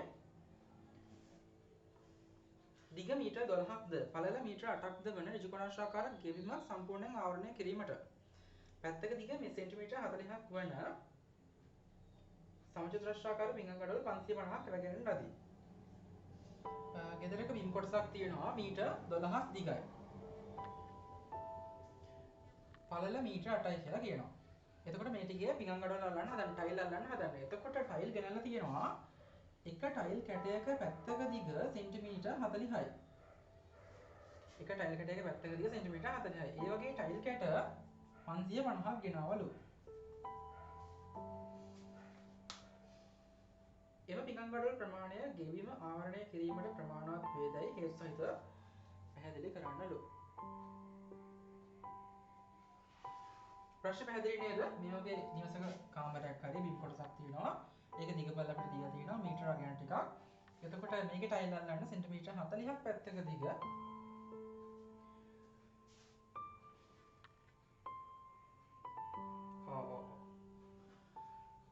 මම ගොඩක් දේවල් කිව්වා මයික් එක ඔෆ් කරගෙන තමයි මම කියලා දෙන්නේ. හරි මම තව පාරක් ඒ ටික ඔක්කොම කියන්න. කියපු දේවල් ඔක්කොම ආයෙ කියන්නම්. ප්‍රශ්නය පැහැදිලි නේද? ප්‍රශ්න තව පාරක් කියමුද අපි? ඉක්මනට තව පාරක් කියමු ප්‍රශ්නේ. ප්‍රශ්න කියන්නේ දිග මීටර් 12යි පළල මීටර් 8යි වන ඍජුකෝණාශ්‍රාකාර ගෙවීමක් සම්පූර්ණයෙන් ආවරණය කිරීමට පැත්තක දිග සෙන්ටිමීටර් 40ක් වන සමචතුරාශ්‍රාකාර පිංගංගඩොල් 550ක් රැගෙන ලදී. විස්තරය පැහැදිලිනේ. ගෙවීමක් තියෙනවා මීටර් 12ක් දිගයි පළල මීටර් 8යි. එතකොට මේ පැත්තක දිග සෙන්ටිමීටර් 40ක් වන ටයිල් කැට අල්ලන්න හදන්නේ. ඒ වගේ ටයිල් කැට 550ක් ගෙනල්ලා තියෙනවා. අපෙන් අහනවා එම පිංගංගඩොල් ප්‍රමාණය ගෙවීම ආවරණය කිරීමට ප්‍රමාණවත් වේදයි හේතු සහිතව පැහැදිලි කරන්න කියලා. උත්තර මෙසේජ් දාන්න. ප්‍රශ්න පැහැදිලි නේද? දැන් මෙතන මේ සෙන්ටිමීටර් 40ක් පැත්තක දිග මෙන්න මේ වගේ ටයිල් කැට 550ක් ඇතිද? මේ ගෙවීමේ ටයිල් ටික අල්ලගන්න සම්පූර්ණයෙන්ම. මේ ටයිල් කැට ටික ඇතිද 550ක් ඇතිද මදිද? ඒක තමයි අහන්නේ. එතකොට අපි මුලින් බලන්න ඕනේ ඇත්තටම හරියටම කොච්චර ටයිල් කැට ප්‍රමාණයක් යනවාද කියලා. ටයිල් කැට කොච්චරක් අවශ්‍යයිද කියලා අපිට හදාගන්න පුළුවන්. අපි මොකද කරන්නේ? වර්ගඵලය කියලා පාඩමක් අපි ඉගෙන ගන්න තියෙනවා.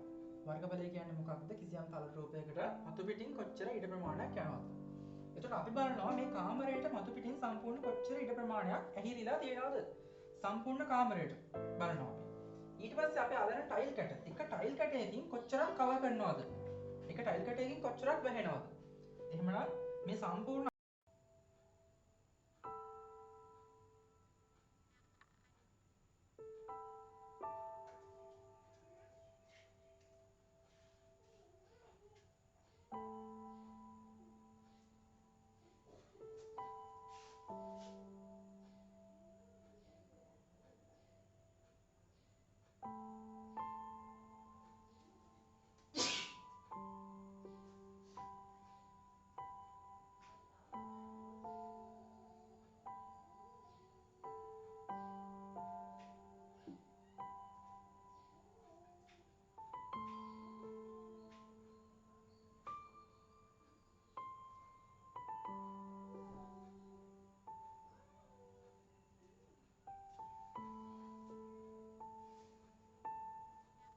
හරි. දැන් කාලය ඇති නේද?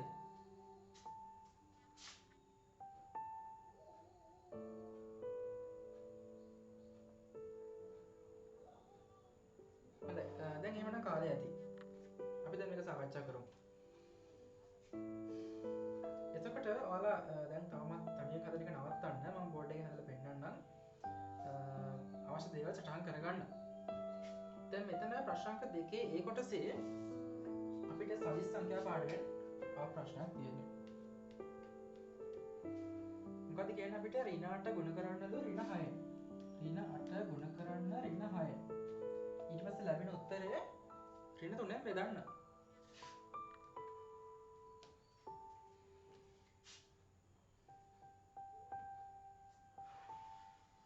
එහෙමනේ කියන්නේ. උත්තර ගත්තම මෙසේජ් දාන්න. මේකට උත්තරයක් ගත්ත කට්ටිය. දැන් මෙතනදී අපි මොනවද කරන්න ඕනේ? මේ උඩ තියෙන ගුණ කිරීම. එතකොට අපි ලකුණ ගන්න අනිවාර්යෙන් හිතන්න ඕනේ මේ ඍණ සංඛ්‍යාවක් ඍණ සංඛ්‍යාවකින් අපි ගුණ කරන්නේ. එතකොට ඍණ සංඛ්‍යාවක් ඍණ සංඛ්‍යාවකින් වැඩි කරොත් ලැබෙන උත්තරේ ධන කියලා අනිවාර්යෙන් මතක තියෙන්න ඕනේ. ඍණ ගුණ කළොත් ඍණ ලකුණකින් උත්තරේ ධන. ධන සංඛ්‍යාවක් ධන සංඛ්‍යාවකින් ගුණ කරොත් එතකොට උත්තරේ ධන. ධන සංඛ්‍යාවක් ඍණ සංඛ්‍යාවකින් වැඩි කරොත් ඍණයි ධනයි වැඩි කළොත් ඒත් ඍණ. එතකොට මේක ගුණ කිරීමටත් අයිති ගුණ කිරීමට වගේම බෙදීමටත් අයිති. දෙකටම එකම නීතියක්. එතකොට දැන් අපි මේ ගුණ කරන්නේ ඍණ සංඛ්‍යාවක් ඍණ සංඛ්‍යාවකින් එහෙනම් අවසාන උත්තරේ ධන. ඊට පස්සේ සංඛ්‍යා දෙක වැඩි කරනවා 8 6 48යි. ගුණ කරලා ඉවරයි. ඊට පස්සේ බෙදීම ඍණ 3ෙන් බෙදන්න. දැන් අපි බෙදන්න ඕනේ ධන සංඛ්‍යාවක් ඍණ සංඛ්‍යාවකින්. ලකුණ ගැන මුලින්ම හිතන්න. ධන සංඛ්‍යාවක් ඍණ සංඛ්‍යාවකින් බෙදුවොත් ධනයි ඍණයි බෙදුවොත් උත්තරේ ඍණනේ. එහෙනම් උත්තරේ ඍණ. ඊට පස්සේ 48 3ෙන් බෙදන්න තියෙන්නේ. 48 3ෙන් බෙදුවොත් 4ට 3 1යි එකක් ඉදිරිය 18ට 6යි. 16යි. අවසාන උත්තරය ඍණ 16යි කියලා ලැබෙන්න ඕනේ. ඊට පස්සේ රෝමිලක්කම් ප්‍රශ්න 2. මේකට උත්තර හරි කට්ටිය හරියට දාගන්න. එසෙත් දාලා තියෙනයි හරි. ඊළඟට බලමු අපි රෝමිලක්කම් ප්‍රශ්න 2 මොකක්ද කියන්නේ කියලා.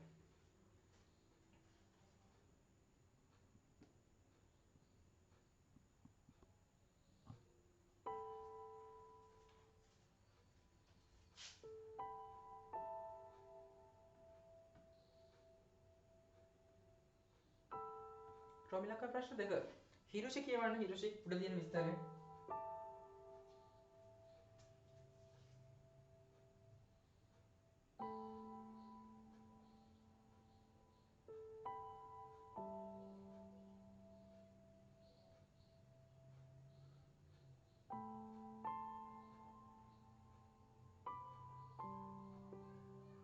ඔව්. ඊට පස්සේ අපිට එතන රෝමිලක්කම් ප්‍රශ්න 2 අයනට අදාළව කියන්නේ ABC 3ම අතර අනුපාතය ගන්න කියලානේ. AB හා C අතර අනුපාතය සොයන්න කියලා. එතකොට අපිට කියනවා AB අතර අනුපාතය 2:3යි. AB අතර අනුපාතය 2:3. ඊට පස්සේ අපිට කියනවා B සහ C අතර අනුපාතය 4:1යි. එහෙනම් මේ තුනම අතර අනුපාතය කීයද? එතකොට අපි මේක පාඩමේදී කතා කරානේ. අනුපාත පාඩමේ කතා කරා මතකද අර 6 at හැටියට දානවා කියලා. AB අතර අනුපාතය 2:3යි, BC අතර 4:1යි. එහෙනම් ABC තුනම අතර අනුපාතය. මෙහෙමයි කරන්නේ. වැදගත් දේ තමයි අපිට පේනවා මෙතනත් B තියෙනවා. A B කිව්වම මෙතනත් B තියෙනවා. ඊට පස්සේ B C කිව්වම මෙතනත් B තියෙනවා. එහෙනම් B අකුර මැද වෙන විදියට ABC අන්න ඔහම දාගන්නවා. අනුපාතයක් විදියට. ඊට පස්සේ AB අතර අනුපාතය 2:3යිනේ. A 2ක් නම් B 3යි. ඊට පස්සේ BC අතර අනුපාතය 4:1යි. උත්තර මෙසේජ් දාන්න. උත්තර ගත්තම මෙසේජ් දාන්න. BC අතර අනුපාතය 4:1යි. ඒ කියන්නේ B 4ක් නම් C 1ක් කියන එකනේ. ඔව්.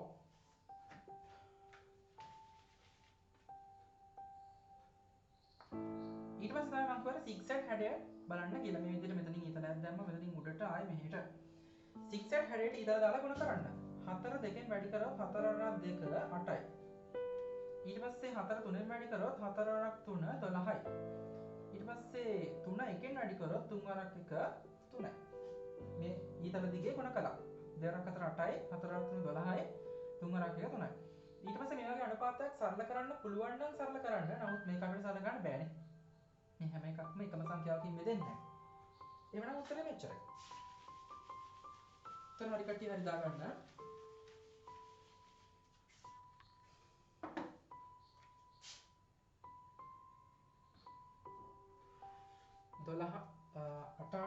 8/3. මැසේජ් දාලා තියෙන හැමෝම හරි.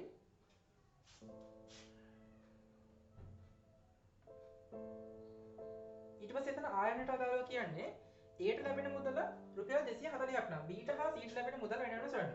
එතකොට මේවා අපි හතවසරේදී කතා කරා අනුපාත පාඩමේදී මම කිව්වා එතනදී මේ වගේ ප්‍රශ්නයක් හදනකොට පොඩි සටහනක් දාගන්න කියලා. A B C කියලා තුන් දෙනෙක් ඉන්නවා. ඊට පස්සේ ඒ තුන් දෙනා අතර අනුපාතය අපි දැන් හදාගෙන තියෙනවා. A B C අතර අනුපාතය අපි දැන් හදාගෙන තියෙනවා 8:12:3 කියලා. A ට 8ක් නම් B ට 12ක් නම් C ට 3ක්. ඊට පස්සේ මම කිව්වේ පල්ලෙහාට ඔන්න ඔහම ඊතල දාගන්න කියලා. ඊතල දාගෙන මම හතේදී මේවා කියලා දුන්නේ 8ක් කතා කරා. ඊට පස්සේ අපිට ගානේ තොරතුරක් දෙනවා. ඒ තොරතුර මේ සටහනට දාගන්න කියලා කිව්වේ. එතකොට අපිට කියනවා නේද මේ A ට 240ක් ලැබුණා කියලා. A ට ලැබෙන මුදල 240ක් නම්. එහෙනම් අපි කරන්නේ A ට පහලින් දා ගන්නවා 240ක්. එතකොට 240ක් උනේ කොහොමද? 8 කියන එක 240ක් උනේ කොහොමද? අපි කටුවට කලේ 240 බෙදනවා. ඔව්. 240 අපි 8ෙන් බෙදනවා නේද? එතකොට ඉතින් උනත් ගන්න පුළුවන් 24ට 3 ඒවා 24ට 8 ඒවා 3යි බිඳුවයි 30යිනේ. උත්තරේ 30. එහෙනම් 8 30ෙන් ගුණ කරොත් තමයි ඒ උත්තරේ ලැබෙන්නේ නේද? එහෙනම් අපි හැම එකකටම ගුණ කිරීම 30ක් දා ගන්නවා. හැම තැනටම ගුණ කිරීම 30ක් දා ගන්නවා. ඊට පස්සේ වැඩි කරනවා. 12 30ෙන් වැඩි කරොත් අකට බිඳුවක් දාගත්තා. 12 3 36යි. උන්න අපි හොයාගත්තා B ට ලැබෙන මුදල 360යි. ඊට පස්සේ 30 3ෙන් වැඩි කරොත් 3 3 9යි. අකට බිඳුවක් දාගත්තා රුපියල් 90යි. C ට ලැබෙන මුදල 90යි. එතකොට මේව සටහනෙම තියන්න එපා. මේක චුට්ටක් පැහැදිලිව ලියන්න. පහලින් B ට ලැබෙන මුදල B ට ලැබෙනවා රුපියල් 360ක්.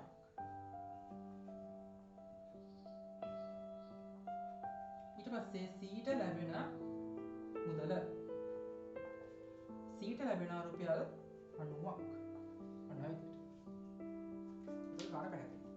දැන් මම හදපු විදියටම හදන්න ඕන කියන එකක් නෑ. මේ ඉතල දාලා ඒව අනිවාර්ය නෑ. එහෙම තමයි ලේසි ප්‍රශ්න නෑ මොන ක්‍රමයකින් හරි කවන්නේ. ඔයාලා උත්තරේ B ට C 360යි C ට 90යි කියලා තියනවා නම් උත්තර හරි. මෙසේජ් දාලා තියෙන හැමෝම හරි. රන්දුල දුමිදු සෙනිරු. යාළුවෝ දෙනාම හරි. අනිත් අය සමහර විට මෙසේජ් දැම්මේ නෑ වෙන්නත් පුළුවන්. උත්තර හරි වැරදි මාක් කරගන්න මෙන්න මේ විදිහට තියෙනවා නම්. අවශ්‍ය දේවල් සටහන් කරගන්න. එතකොට අපි එතන ප්‍රශ්න අංක 2 A කොටස අවසන් කරානේ. ඊළඟට B කොටස බලමු.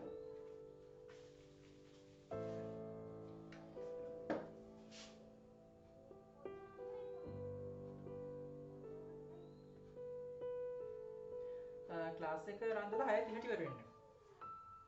6:30ට අපි ඉවර කරමු. එතකොට මෙතන B කොටස රෝමිලක්කම් ප්‍රශ්න 1. ඉමාෂ කියවන්න. B කොටස රෝමිලක්කම් ප්‍රශ්න 1.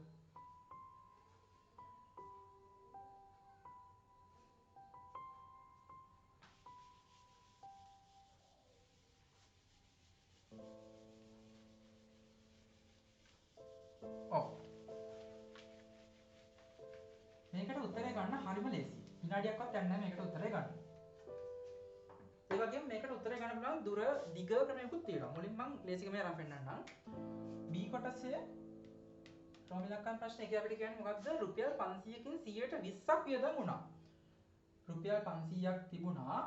ඒ රුපියල් 500ෙන් 120ක් වියදම් වුණා. එතකොට අපෙන් අහන්නේ ඉතිරි වන මුදල මුල් මුදලේ ප්‍රතිශතයක් ලෙස දක්වන්න. ප්‍රතිශතයක් ඉදිරින් අපි ලියන්න ඕනේ.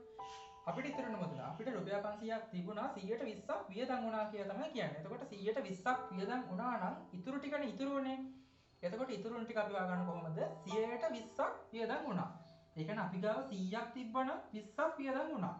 එතකොට ඉතුරු ටික කියලා කියන්නේ 100කින් 20ක් අඩු කරාට පස්සේ ඉතුරු ටික නේද?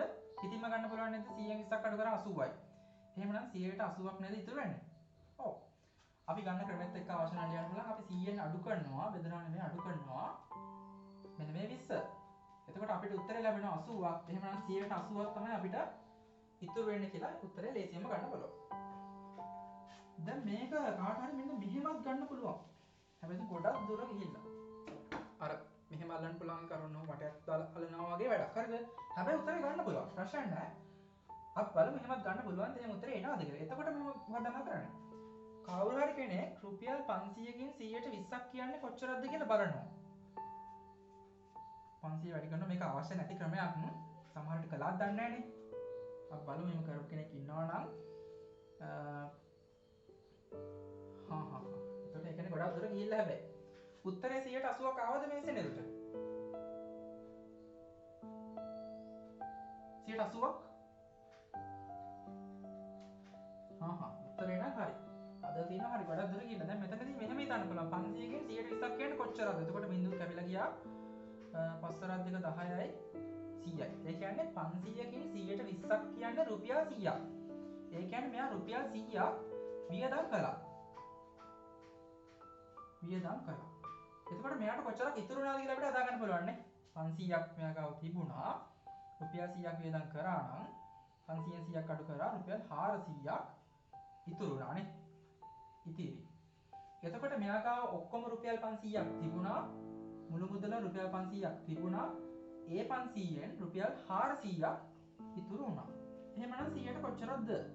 500කින් 400ක් ඉතිරි නම් 100ට කොච්චරක් ඉතිරිද කියලා බලමු. ඉතින් දැන් මෙතන බින්දුවකට බින්දුවක් කැපුවා. 400 පහෙන් බෙදුවා 45 8යි 0.80යි 180 ගන්න පුළුවන්. නමුත් එහෙම අවශ්‍ය නැහැ කියලා තමයි මම කියන්නේ. ඒක ප්‍රශ්න අනුව ගැටලුවක් නැහැ. ඔයාලා කොහොම ලිව්වත් උත්තරේ 180 කියලා තියෙනවා නම් හරියට දාගෙන කමන්න නැහැ හරියට දාගන්න. හැබැයි උත්තරේ ගන්න විදිය මෙන්න මෙහෙමත් ගන්න පුළුවන් කියලා පොඩි සටහනක් දාගන්න. මේක තමයි හොඳම ක්‍රමය. ඒ ගන්නට අදාළව අපි අහන්නේ ප්‍රතිශතයක් විදියටනේ. කොච්චර මුදලක් ඉතුරු වුණාද කියලා අහනවනම් රුපියල් 500ක් තිබුණා 120ක් වියදම් කරා කොච්චරක් ඉතුරු වුණාද? අන්න එහෙම අහනවනම් අපිට අර විදියට ටිකක් දුර යන්න වෙනවා. එතකොට ඊට පස්සේ රෝමිලක්කම් ප්‍රශ්න දෙක. එතන කියනවා අමල් ලීටර් 80ක් ඇති පෙට්‍රල් ටැංකියකින් 130ක්ද කමල් ලීටර් 60ක් ඇති පෙට්‍රල් ටැංකියකින් 3.1ක්ද පාවිච්චි කරන ලදී. අමල් ලීටර් 80කින් මේක හදන්න සමහර අයට වෙලා මදි වුණාලු. කවුද මේ දුමිදු ඔයාටද මදි වුණේ කාලේ? සෙනෙරු හරි. අපි දැන් මේක සාකච්ඡා කරමු. අපි දැන් හදනකොට බලමු කෙනා කොහොමද ඒක බලන්න හිතපු විදිය හරියද කියලා. ගන්න හදන්න පුළුවන්ද කියලා තනියම හැදුවා නම්. ලීටර් 80කින් 130ක් භාවිතා කරා අමල්. ලීටර් 60කින් 3.1ක් කමල්. මෙහිදී වැඩිපුර ඉන්ධන ප්‍රමාණයක් භාවිත කරනු ලැබුවේ කවුරුන්දයි හේතු සහිතව ලියන්න. එතකොට අපිට කරන්න තියෙන්නේ වෙන වෙනම මේගොල්ලන්ට හොයන්න තියෙන්නේ. අමල් කොච්චරක් භාවිතා කළාද? කමල් කොච්චරක් භාවිතා කරාද කියලා වෙන වෙනම බලුවා නම් අපිට හොයාගන්න පුළුවන් කවුද වැඩිපුර භාවිතා කරලා තියෙන්නේ කියලා. සෙනෙරු කියනකො බලන්න සෙනෙරු අපි දැන් කොහොමද මෙතන මේ අමල් භාවිතා කරපු ඉන්ධන ප්‍රමාණය හොයන්නේ? අමල් මුලින් කියපු එක්කෙනා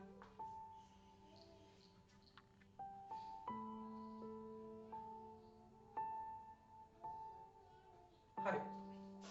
මෙතන කියනවා ලීටර් 80කින්. මෙයා ලීටර් 80කින් 130ක් භාවිතා කරා කියලා තමයි කියන්නේ. එතකොට අපි බලනවා ලීටර් 80කින් 130ක් කියන්නේ කොච්චරද කියලා. ඒක බලන්න කොහොමද?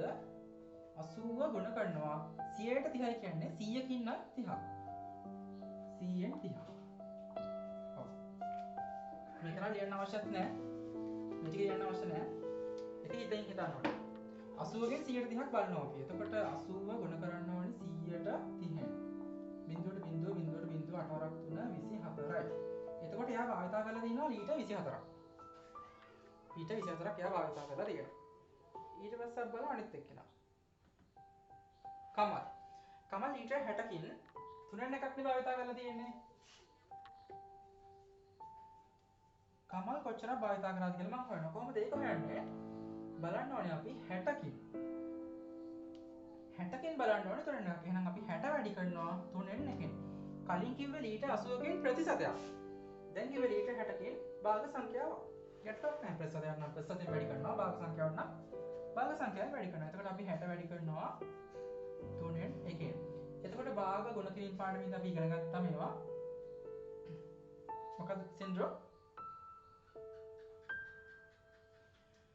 අපි අද බලමු. දැන් මෙතන අපි කරන්නේ 3ට 3 1යි 60ට 3 2යි 20යි. ඊට පස්සේ 20 එකෙන් වැඩි කරොත් 20ම තමයි නේ. එතකොට මේ කමල් කියන එක්කෙනා ලීටර් 20ක් තමයි භාවිතා කරලා තියෙන්නේ. අමල් කියන එක්කෙනා ලීටර් 24ක් භාවිතා කරලා තියෙනවා. එතකොට අපෙන් අහන්නේ වැඩිපුර භාවිතා කළේ කවුද කියලානේ. එහෙනම් පුංචි වගන්තියක් ලියන්න තියෙන්නේ මේ අණුව අමල් වැඩිපුර ඉන්ධන භාවිතා කර ඇත. චරයි ගන්න. මේ දෙක ලිව්වා හේතු සහිතව කියන්නේ මේ තමයි හේතුව. මේ අණුව අමල් වැඩිපුර ඉන්ධන භාවිතා කර ඇත කියලා පුංචි වගන්තියක් ලියුවා නම් ඇති.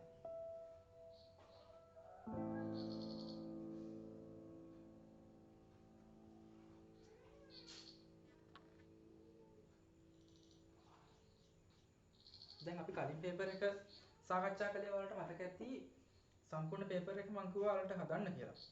සම්පූර්ණ පේපර් එක කෙලෙද හදන්න කියලා ඊට පස්සේ අපි සාකච්ඡා කරගෙන මම හදාගෙන ගියා. නමුත් මේක අපි කරන්නේ ඊට වඩා වෙනස් විදිහකට මුලින්ම ඔයාලා හදනවා ඊට පස්සේ සාකච්ඡා කරනවා එහෙම වෙනත් ක්‍රමයකට. එතකොට අපි තුන්වෙනි පේපර් එක බලමු කොහොමද කරන්න කියලා. තුන්වෙනි පේපර් එක සම්පූර්ණ පේපර් එක ඔයාලා මුලින්ම කරනවද? මේක මම කියන්නකෝ බලන්න එකක්. තුන්වෙනි පේපර් එක මොකද කරන්නේ? සම්පූර්ණ පේපර් එක ගෙදරදී කරමුද? ඊට පස්සේ සාකච්ඡා කරමුද? නැත්නම් ක්ලාස් එකේදී කර සාකච්ඡා කරමුද? මට කියන්න. මම තීරණයක් අරගෙන නම් ඉවරයි. මම කැමති නම් හරි එහෙනම් පස්සේ කියන්නකෝ. අපි දැන් මේ අද කරන විදියට ඒ කියන්නේ ක්ලාස් එකේදීම ටිකක් හදලා ක්ලාස් එකේදී ගණන් ටිකක් හදනවා ඊට පස්සේ ඒක සාකච්ඡා කරනවා. ක්ලාස් එකේ හදනවා ඊට පස්සේ සාකච්ඡා කරනවා. ඒ විදියට කැමති කට්ටිය චුට්ටක් අතොස්සන්න බලන්න. ඒ ක්‍රමයට කැමති අය. ඇත්තටම ඔයාලගේ පහසුව ගැන හිතලා තමයි මම ඒක එහෙම කළේ. මොකද දැන් අපි ක්ලාස් එකේ ගොඩක් වැඩ කරනවානේ දවස් සතියට දවස් දෙකක් අපි කරනවා. ඒතර මාසෙට දවස් 8ක් ක්ලාස් එකක් කළා. ඊට පස්සේ සතියක් ගානේ හෝම්වර්ක් දෙනවා. ඔන්ලයින් හෝම්වර්ක් කියලා එකක්. ඊට පස්සේ එක්සෑම් උත් දෙනවා සතියක් ගානේ. මේ විදිහට වැඩ ගොඩක් දෙන නිසා තමයි මම හිතුවේ පේපර් එකක් ගෙදරදීම ලියන්න දුන්නොත් තවත් වැඩ වැඩි වෙනවනේ. ඒක නිසා. එතකොට පේපර් ක්ලාස් එකේ වෙලාවේ ක්ලාස් එකේ ඉන්න විතරයි තියෙන්නේ. ක්ලාස් එකේ ඉන්න ගමන් ගණන් හදනවා. කරෙක්ෂන්ස් මාක් කරගන්න එහෙම. හරි. ඔයාලත් කැමති ඒ ක්‍රමයට තමයි අපි ඒ විදිහට කරගෙන යමු. ඉස්සරහටත් ඒ විදිහට කරගෙන යමු.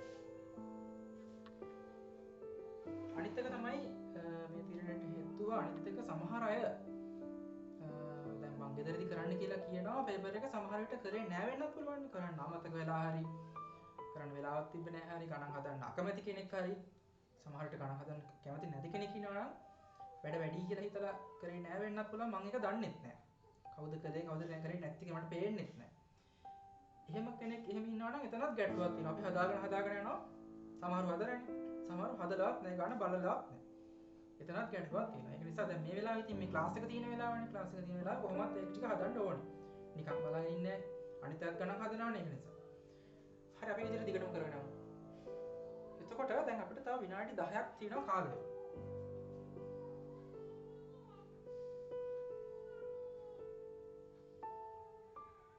ප්‍රශ්න දෙක අපි කතා කරලා ඉවරයි. තුන්වෙනි ප්‍රශ්න කළම ක්ලාස් එක නවත්තමු නැත්නම් හැබැයි 6 තියෙනවා පණියෙන්න ඕන. 6 පහු වෙයි ගැටලුවක් නෑ නේද?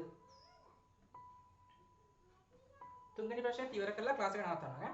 ප්‍රශ්න අංක 3 තනියම කරන්න පටන් ගන්න දැන් අවසන් ඈ. විනාඩි 7ක්ම මම දීලා තියෙනවා. අපි දැන් එහෙනම් ඒ ටික බලමු. දැන් මෙතන රොමිලක්කම් ප්‍රශ්න එකේ අපිට කියන්නේ භාග ගුණ කිරීම ටිකක් 5න් 4න් 1 ගුණ කිරීම 2යි 3න් 2 ගුණ කිරීම 1යි 7න් 2. එතකොට භාග පාඩමේදී අපි කතා කරා මේ වගේ භාග සංඛ්‍යා ගුණ කරන්නේ කොහොමද කියලා. එතකොට මේ ටික මිශ්‍ර සංඛ්‍යානේ.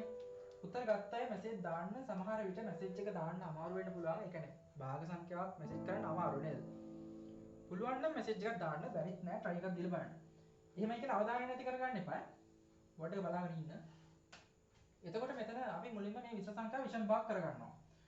එතකොට විෂම භාග කරගන්නේ 4 5න් වැඩි කරා 4 5 20යි 20ට එකක් එකතු කරා 21යි 4න් 21යි ඊට පස්සේ ගුණ කිරීම මෙතන මොකද කරන්නේ 3 2න් වැඩි කරා 3 ගණන් 2 6යි 6ට 2ක් එකතු කරා 8යි 3න් 8යි කියලා එකක් වෙනස් කරා. මේකත් වෙනස් කරනවා 4ක් 7යි 7යි 2යි 9යි 7න් 9යි කියලා.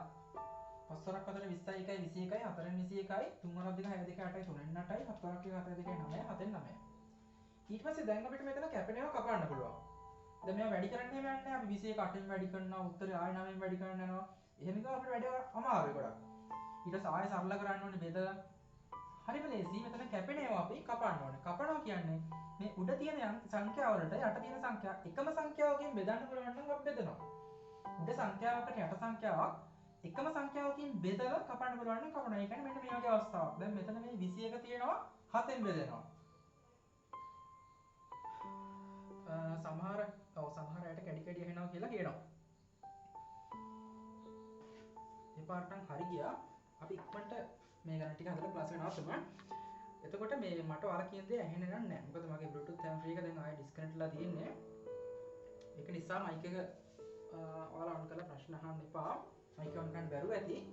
ප්‍රශ්න තියෙනවා නම් message එකක් දාන්න. අන්තිම ටිකනේ ක්ලාස් එකේ. ඒක නිසා අපි ඊළඟ දවසේ අර විදිහට කරගෙන යමු. අන්තිම වෙලාව නිසා මම මේ ගණන් ටික හදන්න ප්‍රශ්නයක් තියෙනවා නම් මැසේජ් එකක් දාන්න. හරි.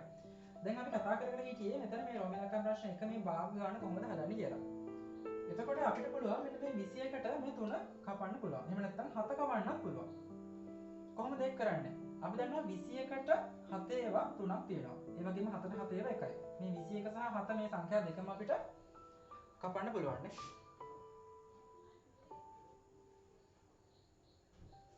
ඔව් එතකොට මම මෙන්න මෙහෙම කපනවා. 7ට 7 ඒවා 1යිනේ. 7 කැපුවා එක පුංචියට ලිව්වා. 21ට 7 ඒවා 3ක් තියෙනවා. 21 කපලා පුංචියට 3ක් ලිව්වා. කපපුවා දිහා දැන් ඊළඟට බලන්න එපා. ඒවා කැපුවානේ වැඩක් නැති නිසා කැපුවේ පුංචි ඉලක්කමක්. ඊට පස්සේ ලිව්වා අපිට අවශ්‍ය දේ. ඊට පස්සේ මෙතන මේ 3 සහ මේ 3. 3ට 3 ඒවා 1යි. 3ට 3 ඒවා 1යි. එකක් කැපුවා. ඊට පස්සේ මේ 4 සහ 8 අපිට පුළුවන් කපන්න. 4ට 4 ඒවා එකක් තියෙනවා. 8ට 4 ඒවා දෙකක් තියෙනවා. ඔන්න ඔය විදිහටම කපන්න පුළුවන් ඔක්කොම කැපුවා. ඊට පස්සේ තව කපන්න දෙයක් නැහැ නේ.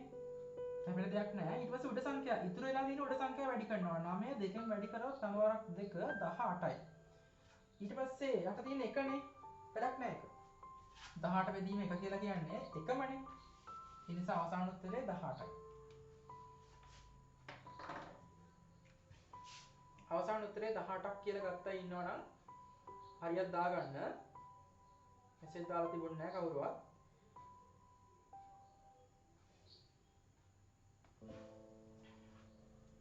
එතකොට මේ ප්‍රශ්නේ විදිහට හදන්න ඕනේ.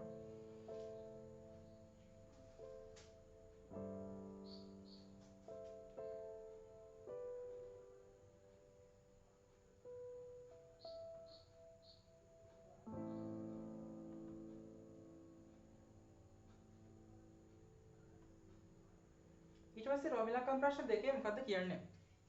රෝම ඉලක්කම් ප්‍රශ්න දෙකේ කියන්නේ මිනිසෙක් තමා සතු ඉදමෙන් තුනෙන් එකක් තමා සතුව තබාගෙන ඉතිරිය දරුවන් 4 දෙනා අතර සමසේ බෙදා දෙන ලදී. එක් දරුවෙකුට ලැබෙන කොටස මෙම රූපයේ පිටපත් කරගෙන එහි අඳුර කර දක්වන්න කියලා කියනවා.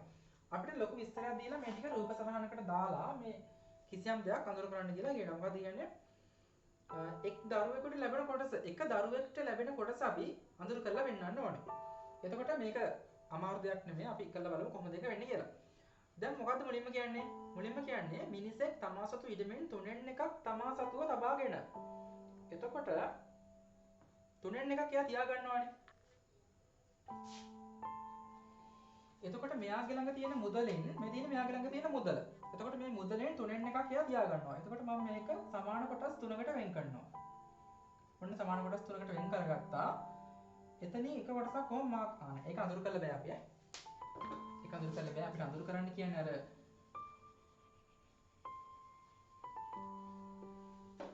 අඳුර කරන්න කියලා කියන්නේ එක දරුවෙකුට ලැබෙන ප්‍රමාණය මම මෙතන කරන්නම් බෑ. ඒ ගානම මෙතන කරන්නම් කියලා දෙන්නම්. ඊට පස්සේ අතලින් අවශ්‍ය දේ පෙන්නන්නම්. අඳුර කරලා පෙන්නන්නම්. සමාන කොටස් තුනකට බෙදලා එතනින් එකක් වන්න මම අඳුර කරා. මේ අඳුර කරන්නේ කොයි ටිකද? ඉතිරි කරගත්ත ප්‍රමාණය. එයා සතුව තියාගත්ත ප්‍රමාණය.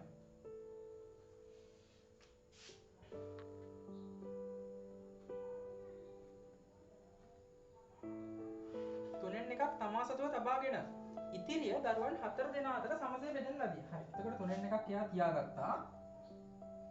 තබා ගනි.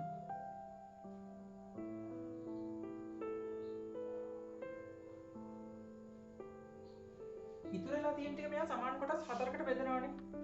දරුවෝ 4 දෙනෙක් අතර බෙදලා දෙනවා. එතකොට මේ ඉතුරු වෙලා තියෙන ටික තමයි සුදු පාට ටික.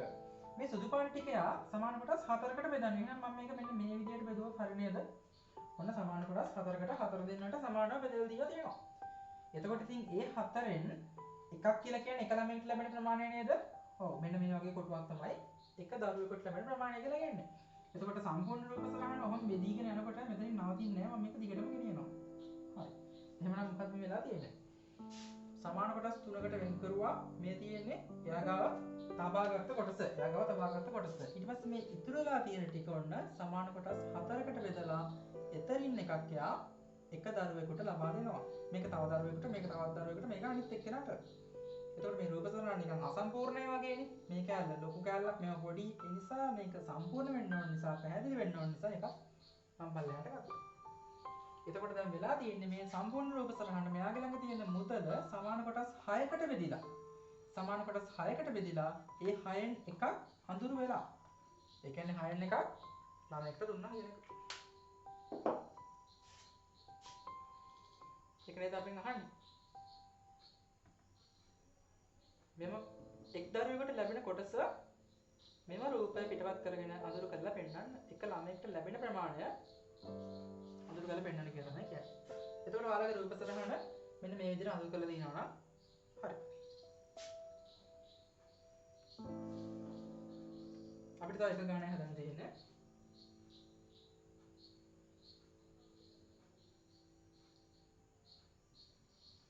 ඊට පස්සේ ඊට පල්ලෙහා කියනවා එම කොටස මුළු ඉදිරියෙන් කොපමණ කොටසක්දයි සොයන්න කියලා. ඒක තමයි මම මේ ලියලා තින්නේ. අඳුරු කරලා පෙන්නනවා රූප සලහනේ. ඊට පස්සේ ඒක භාග සංඛ්‍යාවක් විදිහට කොච්චරක්ද? සම්පූර්ණ මෙයා ළඟ තිබුණු මුදලෙන් 6න් එකක්. ඒක තමයි එහා පැත්තෙන් ලියලා තියෙන්නේ.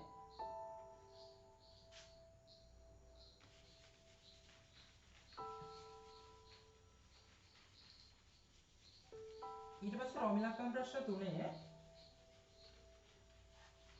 දශම සංඛ්‍යා ටිකක් සුළු කරන් තියෙනවා. දශම පාඩයෙන් තමයි ඒක ඇවිල්ලා තියෙන්නේ. 3.5 ගුණ කිරීම 0.03 බෙදීම 0.7. දශම පාඩම් මතක වෙනම් මේවා ගොඩක් ලේසියි. මතක නැත්තම් මතක් කරගමු. මුලින්ම කරන්නේ මෙන්න මේ සංඛ්‍යා දෙක ගුණ කරන්න ඕනේ. මේ සංඛ්‍යා දෙක ගුණ කරනවා කියන්නේ මේ දශම සංඛ්‍යා දෙකක් ගුණ කරන්නේ. මතකද අපි ඉගෙන ගත්ත දශම පාඩමේදී දශම සංඛ්‍යා දෙකක් ගුණ කරනකොට මුලින්ම දශම නැහැ කියලා හිතාගෙන වැඩි කරන්නේ. මෙතන දශම නැත්තම් මේ තියෙන 35නේ. මෙතන දශම නැත්තම් මේ තියෙන 3නේ. එහෙනම් 35 3ෙන් ගුණ කරන්නේ. 35 3ෙන් ගුණ කරොත් 3 වරක් 5 15යි එකක් ඉතිරි 3 වරක් 3 9යි 10යි 105යි. එතකොට උත්තරේ 105ක් ආවා. නමුත් අපි මේ දශම සංඛ්‍යාවෙන් වැඩි කරේ අපි දශම ස්ථාන තියන්න ඕනේ. මෙතන තියෙනවා දශම ස්ථාන 1ක්. ඒ කියන්නේ දශම දිට පව කරන්නේ එක ඉලක්කමක්. මෙතන තියෙනවා දශම ස්ථාන 2ක්. දශම දිට පව කරන්නේ ඉලක්කම් 2ක්. එහෙනම් අපි අපේ උත්තරේට දශම ස්ථාන 3ක් තියන්න ඕනේ. අපේ උත්තරේ දශම දිට පව කරගෙන ඉලක්කම් 3ක් තියෙන්න ඕනේ. මෙතන බිංදුවක් දානවා මොකවත් නැති හින්දා. මොකවත් දශම වලට ගන්නේ නැති නිසා බිංදුවක් දාගත්තා. ඔයාලා මේ මිලි කැලි ගන්න අවශ්‍ය නැහැ. ඒක ඉතින් හිතන්න ඕනේ. ඊට පස්සේ මේ පල්ලෙහා කියනවනේ අපිට මේ ටික කීයද බෙදන්න ඕනේ 0.7ෙන් අපිට ලැබෙන උත්තරයක් 0.7ෙන් බෙදන්න ඕනේ. එතකොට මෙතන දැන් මොකක්ද තියෙන්නේ දශම බෙදීම. මේ රේඛාව දිහා බෙදීම. ඒතර දශම බෙදන්නේ අපි පාඩමේදී ඉගෙන ගත්තේ බෙදන සංඛ්‍යාවේ දශම නැති කරන්න ඕනේ. මෙන්න මේ බෙදන සංඛ්‍යාව දිහා බලන්න ඕනේ අපි. ඒක නිකම්ම 7ක් නෙමෙයි. ඒක 0.7ක්. උත්තර ගත්තයි මෙසේජ් දාන්න අනිවාර්යයෙන්ම. උත්තර ගත්ත කෙනෙක් කියනවා මෙසේජ් එකක් දාන්න. එතකොට මොකක්ද අපි කරන්න ඕනේ මුලින්ම දශම බෙදීමේදී ඉගෙන ගත්තා මෙන්න මේ බෙදන සංඛ්‍යාව දිහා බලනවා 0.7 දිහා. අන්නේ 0.7 අපි දශම නැති කරන්න ඕනේ නේද?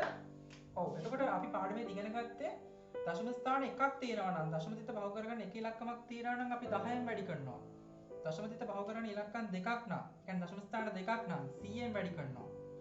දශම ස්ථාන තුනක් නම් 1000න් වැඩි කරනවා. ඔන්නම නෝට්ස් ලියාගත්ත මතකද? ඒ කියන්නේ අපි මේ මෙහෙම ඉරිකැලි ළඟ ගියම නෑ. දශම ස්ථාන එකක් නැති කරන්න 10න් ගුණ කරනවා. දශම ස්ථාන දෙකක් නම් 100න් මේ විදිහට. එතකොට මෙන්න මේ අපිට අවශ්‍ය මේ බෙදන සංඛ්‍යාවේ දශම ස්ථාන එකක් තියෙන නිසා අපි මෙතන උඩයි යටයි දෙකම වැඩි කරන්න ඕනේ 10යි. මොකද එතන මේ දශම ස්ථාන එක නැති වෙලා එක 7ක් වෙනවා. 0.7 7 වෙනවා. දශම නැති සංඛ්‍යාවක් වෙනවා. ඒත් අපිට ලේසි. දැන් 0.7 10න් වැඩි කරේ ඇයි? මෙතන දශම නැති කරන්න.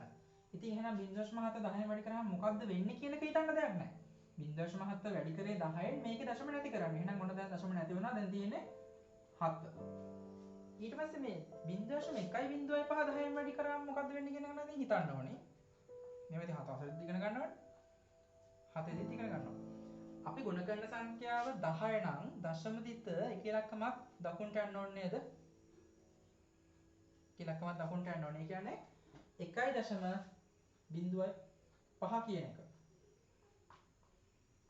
1.05 කියන එක. ඒක තේරෙන්නේ නැත්නම් කාට හරි මේ දශමදිත දකුණට යනවා වමට යනවා ඉලක්කම් කීයක්ද පැටලෙනවා වගේ නම් එයා කරන්න ඕනේ දශම නැහැ කියලා හිතාගෙන 105 වැඩි කරන්න 10යි. 105 10න් වැඩි කරලා 1050යි. ඊට පස්සේ අපි දශම ස්ථාන තියන්න ඕනේ. මෙතන දශම ස්ථාන 3ක් තියෙනවානේ. අපේ උත්තරේටත් අපි දශම ස්ථාන 3ක් තියන්න ඕනේ. ඔන්න ඔය විදියට දශමදිත පව කරන ඉලක්කම් 3ක් තියෙන විදියට. මේක වැඩක් නැහැනේ. බිංදුව වැඩක් නැහැ දශම වල අග තියෙන. 1.05යි. ඊට පස්සේ මේ 1.05 හතෙන් බෙදන එක අපිට කටුවැඩ වලින් කරන්න පුළුවන්. දීර්ඝ බෙදීමක් දාගෙන 1.05 බෙදීම 7. එකට 7 වෙන බිංදුවයි දශම තිබ්බා 10ට බලනවා. 10ට 7 1යි 1 වරක් 7 7යි අඩු කරා 3යි. ඊට පස්සේ 5ක් ගත්ත පල්ලෙහාට 35ට 7 5යි 5ට 7 35යි අඩු කරා 2යි. එහෙනම් අවසාන උත්තරේ කීයද? 0.1.5යි. මිනිස්සු මේකයි පහයි කියලා අවසාන උත්තරේ එන්න ඕන. මෙසේජ් දාලා දිනවා කීප දෙනෙක්. එයාලා හැමෝම හරි. සෙනිරු, රන්දුර, දුමිඳු. එයාලා හැමෝම හරි. ප්‍රශ්න තියෙනවා නම් මෙසේජ් එකක් දාන්න.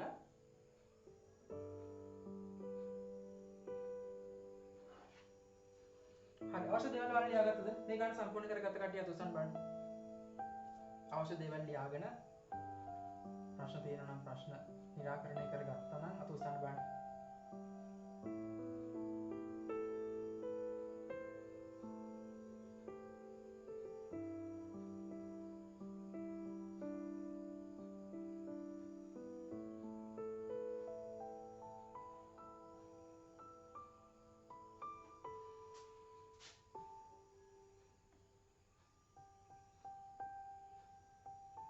සමහරු ක්‍රමේ ලිව්වේ නැහැ කියලා කියනවා. එතකොට එයාලා එහෙමනම් සටහනක් දා ගන්නවා මේ විදිහට.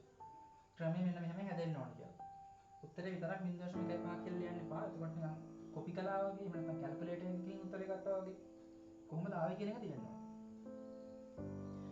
හරි එහෙමනම් තවමත් මේක ලියාගත්තේ නැති කෙනෙක් ඉන්නවා නම් එක්කෙනෙක් කියනවා ගාන හැදුවේ විතරයිලු මේ ලියා ගන්නද කියලා අහනවා. අනිවාර්යයෙන්ම ලියා ගන්න. උත්තර විතරක් කවුරු ලියලා තියෙනවා නම් මේ මං ලියපු විදියට කවුරුවත් ලියුවේ නැත්නම් ඒ විදිහට ලියා ගන්න. මේක ලියාගත්ත නැති කෙනෙක් ඉන්නවා නම් ස්ක්‍රීන්ෂොට් එකක් හරි ගහලා තියාගන්න. ස්ක්‍රීන්ෂොට් එකක් ගහලා තියාගන්න ඊට පස්සේ ලියන්න පුළුවන්. අපි එහෙනම් අදට ක්ලාස් එක නවත්තනවා. ඊට අමතරව චුට්ටක් අහගන්න.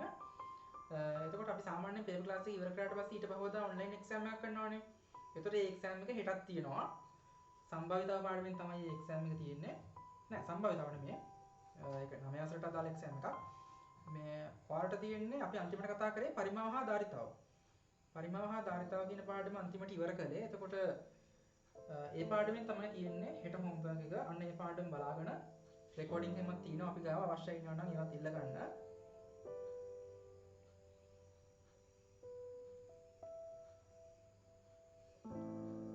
ඔව් ඒක තමයි පරිමාව හා ධාරිතාව කියන පාඩමෙන් තමයි හෙට එක්සෑම් එක තියෙන්නේ. එතකොට මේ පාඩමෙන් ප්‍රශ්න ටිකක් තියෙනවා. ඒකට සූදානම් වෙලා අද සූදානම් වෙලා හෙට තනියම ඒක කරන්න. අවශ්‍යයි ඉන්නවා නම් අපි පාඩම ඉවර කරපු රෙකෝඩින් එක තියෙනවා. ඒ රෙකෝඩින් එකත් ඉල්ල ගන්න පුළුවන්. ඒක බලලා සූදානම් වෙන්න පුළුවන්. තනියම කරන්න මොකුත් හොර වැඩ වංචා වැඩ කරන්න එපා. තනියම කළා කාගෙන්වත් උදව් ගන්න නැතුව ඔයාලගේ ලකුණු මට්ටම මොකක්ද කියලා බලන්න. එහෙමනම් අපි අදට ක්ලාස් එක නවත්තනවා. හෙට එක්සෑම් එකට චුට්ටකින් බලන්න. හරි තාමත් ලියාගත්ත නැති අය ඉන්නවලු. මම යනවා එහා පැත්තට වුණා. එහෙමනම් හෙට එක්සෑම් එක හොඳට ලියන්න. ඒක උදේ 9 ඉඳන් කැමති වෙලාවක ලියන්න පුළුවන්. උදේ 9 ඉඳන් කැමති වෙලාවක ඒකට සූදානම් වෙලා ඉන්න. ගෲප් එක හරහා මම මේ දේවල් දැනුවත් කරන්න. එහෙනම් අපි අදට ක්ලාස් එක නවත්තනවා. මම ලියු වෙන්නේ නැතුව ටික වෙලාවක් ඉන්න. ක්ලාස් එක ඉවරනාට පස්සේ ඔයාලා ලියු වෙන්න. ලියාගත්ත නැති කෙනෙක්ට එහෙමනම් දැන් මොනවද ලියා ගන්න පුළුවන්. හොඳයි ක්ලාස් එකේ නම් දැන් අවසන් වෙනවා. ආයිබෝන්.